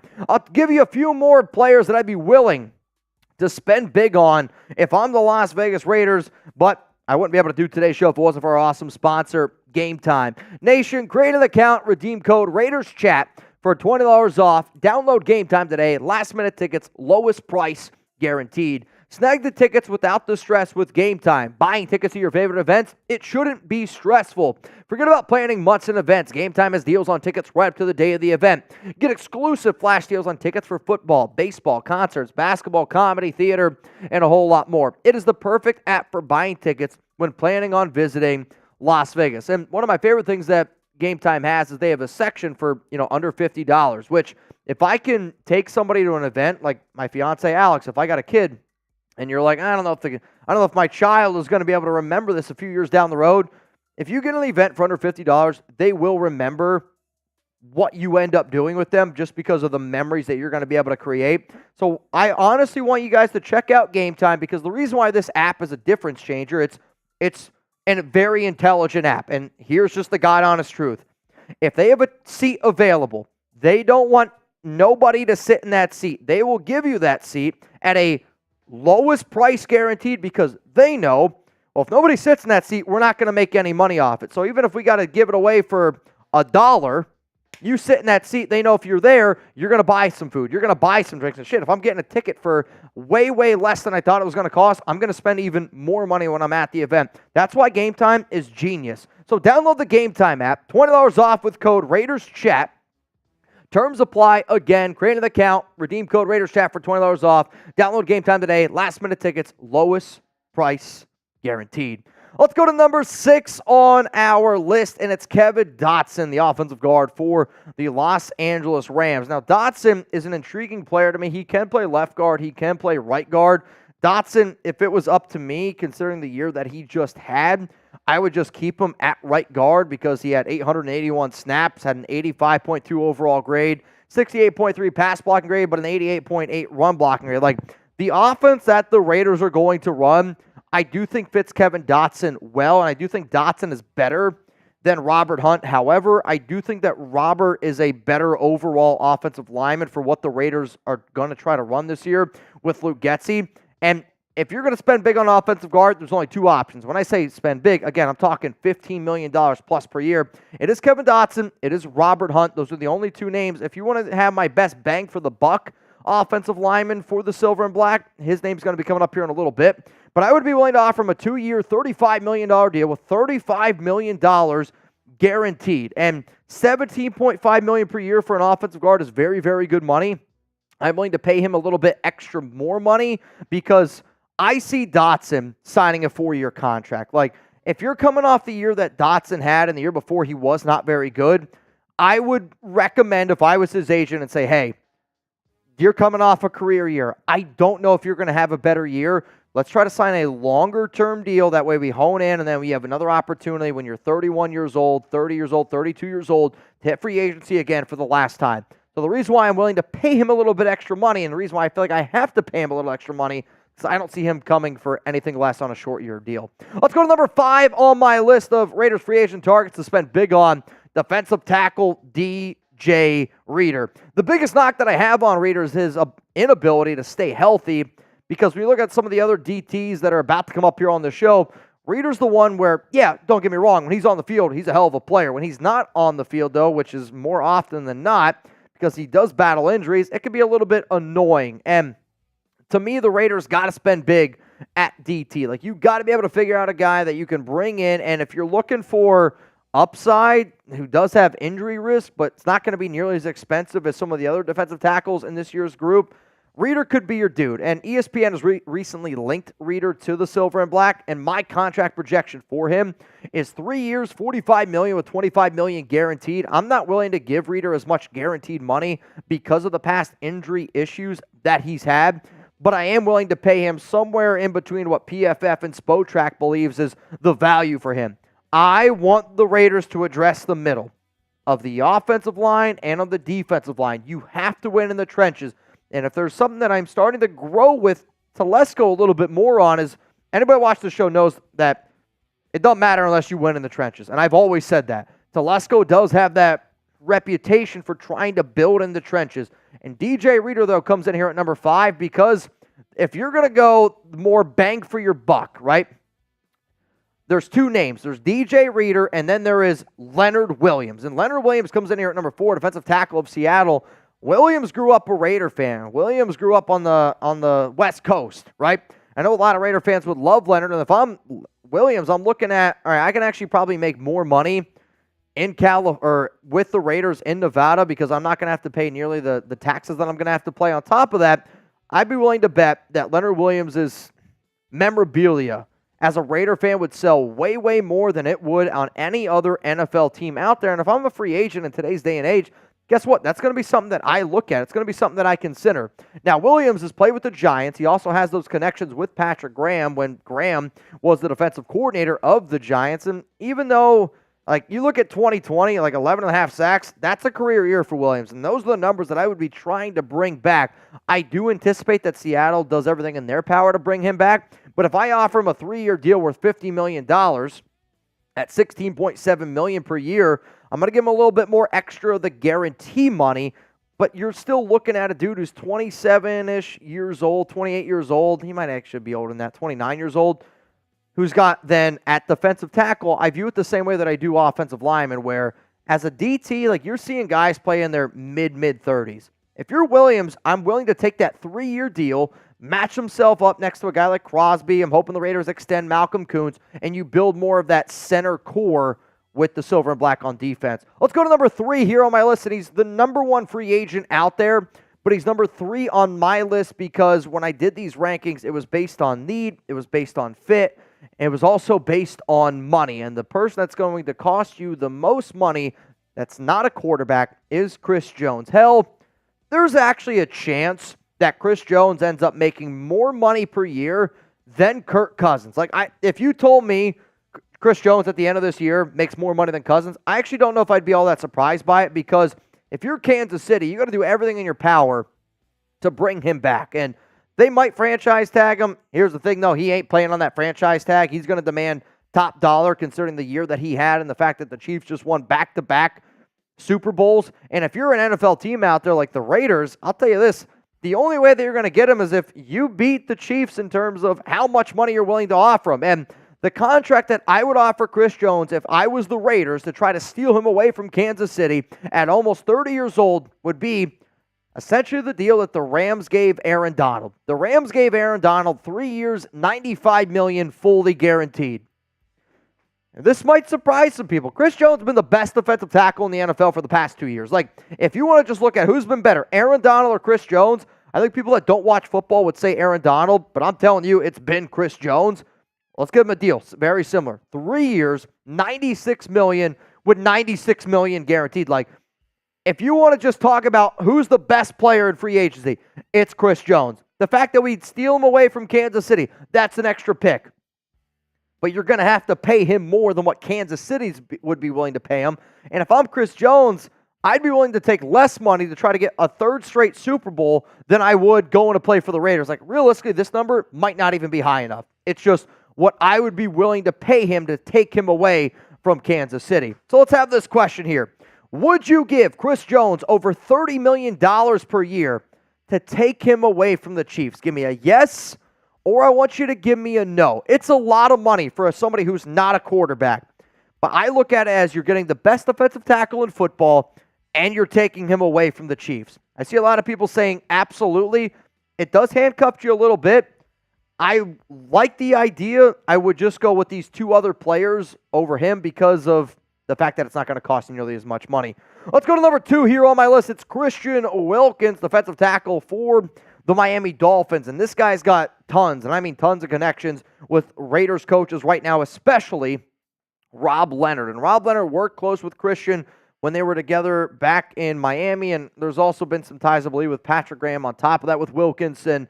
If anybody's watched Hard Knocks, they'll know that he's a great human being, a great locker room fit, and I think that he would do wonders for this Raiders defense. My offer to Wilkins would be a 3-year deal at $60 million with $42 million guaranteed.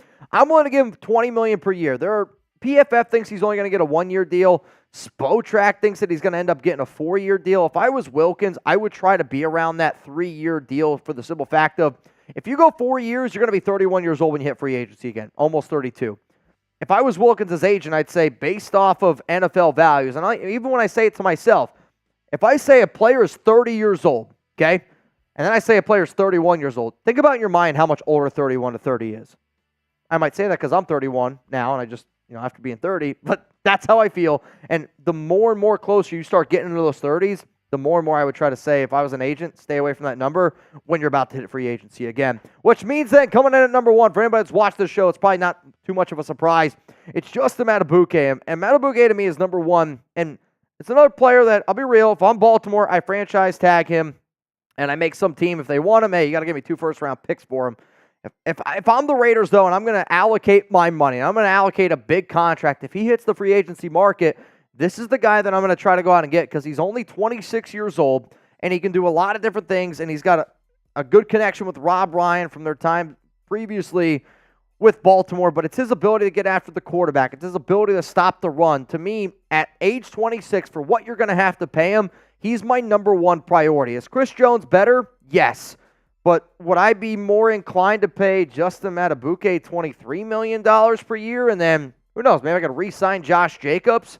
Or just pay Chris Jones, right? Like, that's why he's number 1 on my list. PFF, Spotrac both have him at 4-year deals. And if it took a 4-year deal to get this deal done, I would 100% do it. But as I stated earlier, I am doing 3-year deals to pair them with Max Crosby and go forward. On top of that, if I'm his agent, I go, you want to hit free agency again when you're 29. Because hitting free agency at 29 compared to hitting free agency again at 30, I think it cost him millions upon millions of dollars. So $23 million per year, 3 years, a nice amount of change with $49 million guaranteed. So let's roll through these one more time. My Raiders free agent targets that I'd be willing to give a massive contract to. When I say massive, I'm talking more than $15 million per year. And they are ranked based on needs and overall how much it's going to cost. Cousins at number 10, he's the only quarterback worthy in free agency, and if you don't think that you're going to be able to draft one, that's the guy to look at. Snead and Jalen Johnson are the top 2 cornerbacks. Robert Hunt, Kevin Dotson at offensive guard. And then coming in here at 5 through 1, all defensive tackles. If the Raiders spend big in free agency, it better damn be on a defensive tackle because that, to me, is the biggest team need that they have outside of finding a quarterback. And I'm not saying that offensive line's not a need either. It is. But with the talent that's at DT, this is the year that the Raiders need to spend big. Here's some honorable mentions on top of that. Josh Allen and Brian Burns, they're both probably going to get $24, $25, $26 million per year. If the Raiders added them, I wouldn't be mad about it, I'll tell you that. Antoine Winfield is the only safety in this free agency class I'd be willing to offer $15 million. It's just not that big of a need. Damian Lewis is not somebody that I'm going to give $15 million per year for him. He's the one guy I'm breaking this rule for a little bit because I think also massive contract can be years. Damian Lewis, to me, could be a dude that I'd be willing to give like a 4-year deal to at $9 million per year because of his connection with James Craig and his connection and how he would fit with this Raiders offense. Last name is Bryce Huff. This one makes me a little bit nervous, but if you were to tell me who's a player in 2-3 years from now that didn't get a lot of money that ends up being a very dominant defensive end, UDFA has worked his freaking tail off and in limited snaps has been very, very good. I'll admit, though, I would rather, and the reason why you didn't see any defensive ends on the show is I would rather the Raiders give an extension to Malcolm Kuntz to tie him with Max Crosby for, I'd give Malcolm Kuntz a 3-year extension. Right now, he's got 1 year left. That ties him with Max Crosby, and you're going to give these guys a lot of money. Don't get me wrong, but I'd rather allocate the Malcolm Kuntz money to make him happier overall. If you enjoyed today's show and you made it this far in the video, I appreciate you. Tell your friends about the Raiders Report. Continue to spread the word here because that's the only way we're going to continue to make this show grow. All right, if you were going to spend big on one NFL free agent, who would it be? Let me know down below. Let me know down below. What are we thinking? What are we thinking if you're going to spend big on one free agent? Chip, I'm not saying this from a Raiders standpoint because you don't really do as much Raiders content. If you were going to spend big on one free agent, who do you think is worth the money? Or all else aside, I think for me it comes down to I love Brian Burns because of his age, his production, and his position. Okay. You know, being that pass rusher. I love, and I see people saying it here, a few people, Antoine Winfield, again, another young guy who was just tremendous this year. Tremendous. So good. He's so good. And if you can get a great safety, you know, I know. The Raiders are set at safety. They have Marcus Epps. They have Trevon Merrick. Antoine Winfield's better than both of those guys. It's just the need. Yeah, I think if you're already set at safety, there's no reason to go out and spend top dollar on a guy. Sure. But if you're super needy, he's a young guy, going to cost you a lot for a safety, but a very good option. A very good option. Very versatile option. Chris Jones, of course. I mean, if you can pay him, man. If you can get Chris Jones at $30-something million per year, I mean, that's definitely a tough one to say no to. No doubt about it. Yoda Jenkins, you are in. So, what I'm going to do right now is going to be your final call to get in for a chance to win a little bit of money. As it stands right now, $10 Venmo for a chance to win $305. Woo! $10 Big Venmo time. for a chance to win $305. So what I'm going to do, Chip, is I'm going to put 60 seconds on my clock here. And after that 60 seconds, I'm going to send you the name. Anything that comes in after the 60 seconds, that will just go to Chuck's college fund. You're on the clock. You're on the clock right now. And for anybody that doesn't know the deal, every $100 on today's stream, because Sam On wanted to get turned up, we will do a beer bong, which I'm telling you right now, I feel a lot better now than I did. Like when I did the boot and then I did the 2-3 beer bongs, however many I did, I was like, I was hurting a little bit. I was getting nervous. They've settled a little bit now. I've settled a little bit. I'm feeling a little bit better. All right, let's see here. I got a few more people that want a chance to get in. I see Nico Laz, you in. L.A. Crash Dog, in. Raider Ray is in twice. 30 seconds remaining to get in here for a chance to win a little bit of money, which right now we're at, man, it's that. $325 to the winner. $325 to the winner. Manuel, you in. Sam On, you in.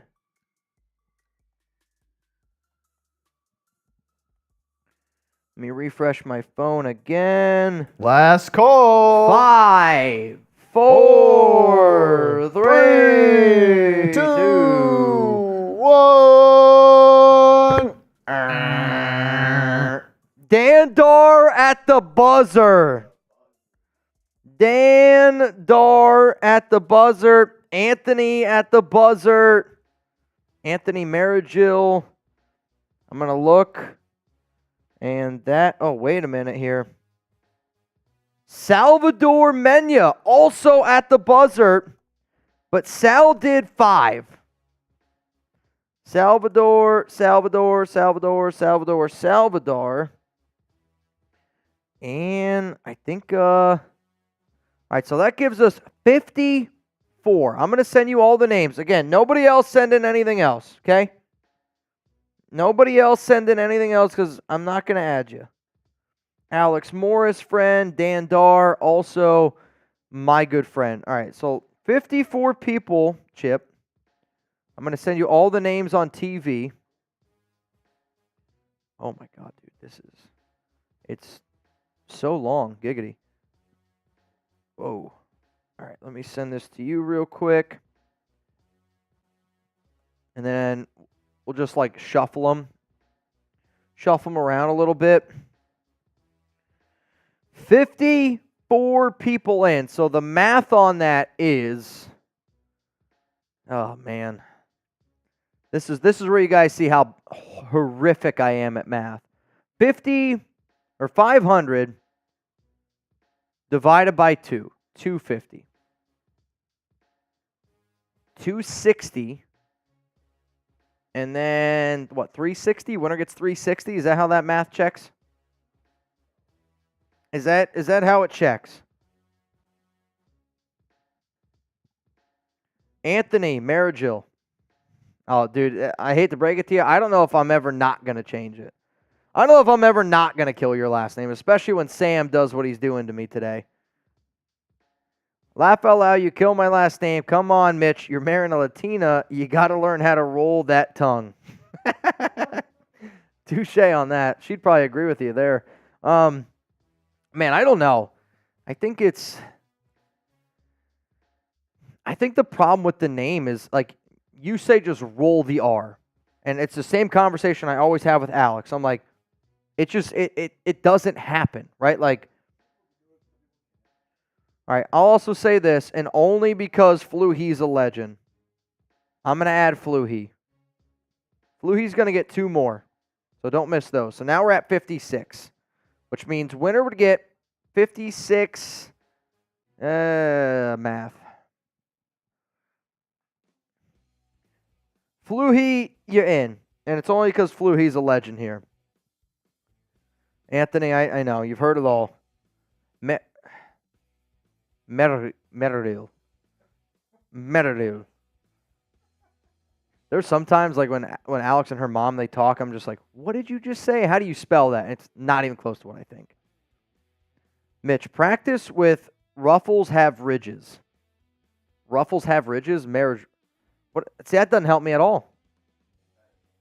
436 people watching. If 380, Mitch, is that it? Let's go with that. 380 goes to the winner. He's got documentation. Yeah. I think that's right. All right, Thomas, last one. Thomas Burgo, last one. Nobody else. I mean it. Nobody else. We got 57 people in this race. Nobody else. We're going to do you want to do a duck race first? We're going to do that first. You kind of want to do that first? All right. Well, for the first time today, this one's rolling it from Sam on Bang! 8 bangs in one show. You can't make it up, man. Sam can't make it up. You can't make it up, man. I'll tell you that. Just when you think he's done. Just when you think he might be done. You can't make it up. Get those Sams going. Oh, Borelli in the chat. Borelli, it's been a minute. It's been a minute for my man, John Borelli. Borelli, what's going on, my man? Everybody say hi to Mount Raidermore legend, John Borelli. Or John Borelli. Yeah, it's been a minute since we've done that one, too. What up, what up? You want a shout out here on the show? Spam Sam on. Let's go. Sam on, baby. All right, here we go. Sending it back. Spam those Sams. Robert, Raider Sancho, Seth, Yoda, Eric, Sam. 8 of them today. That's 8 of them today. That's insane.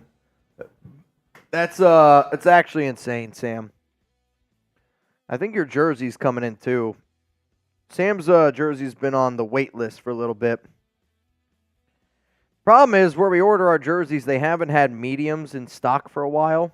And I don't want to get a large, though. If I keep doing this, I might have to. We've been out of mediums for a little bit, so yeah, Sam's going bananas today. And he's got 8 bangs today. 8. All right, so there's 57 people. 57 divided by 2 plus 100, 385. 385. 385 to the winner. This is nuts. This is going to be nuts. Oh, you're doing a good race, too. Oh, this is a good one. All right, so we're going to do a dirt bike race. I know you've shuffled it before. At least shuffle it one time so they can see it. All right, here we go. Winner of this race gets $385.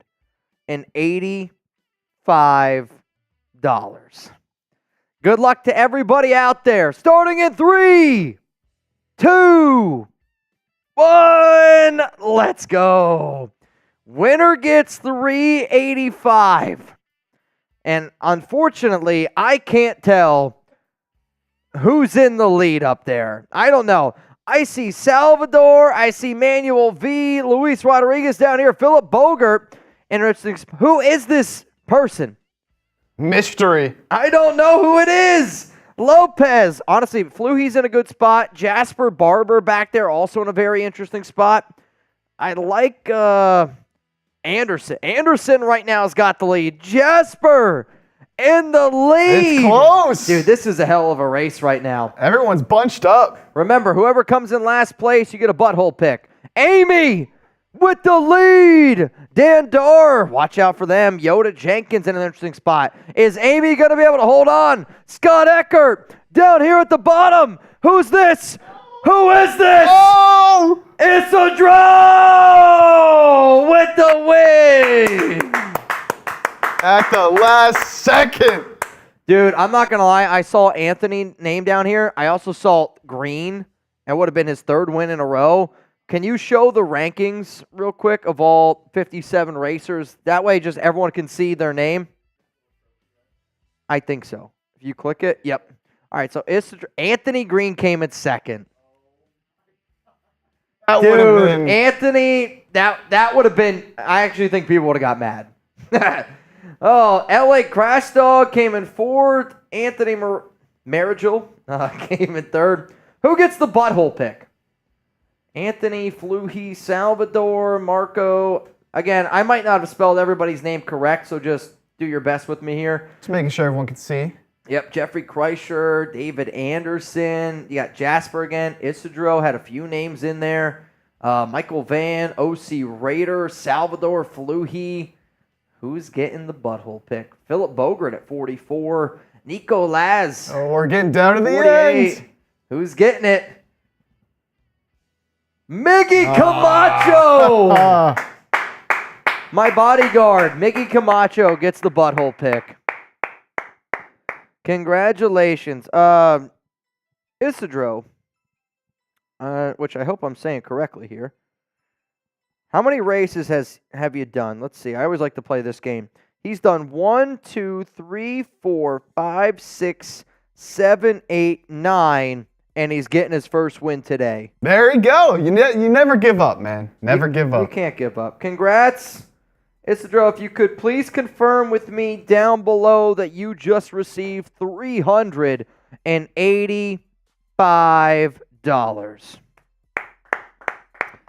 $385. Let's go to a super chat from Raider Sancho. If we get Jaden Daniels 84 beers in 6 minutes, I'll tell you this, it'd be fun to run that back again. How about this? If the Raiders get Jaden Daniels, I'll do this style of show, but we'll do 100. 100 beers, 6 minutes. So back, that's probably 4 years ago.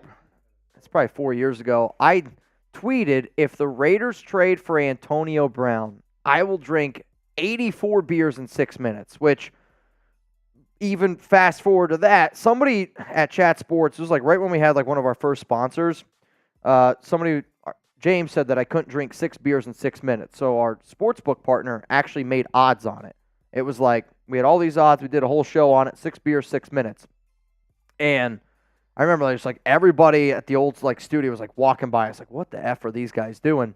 And what's crazy about the 84 beers in 6 minutes day is obviously you can't drink 84 beers in 6 minutes. So what we did was we poured 7 beers, which was 84 shots.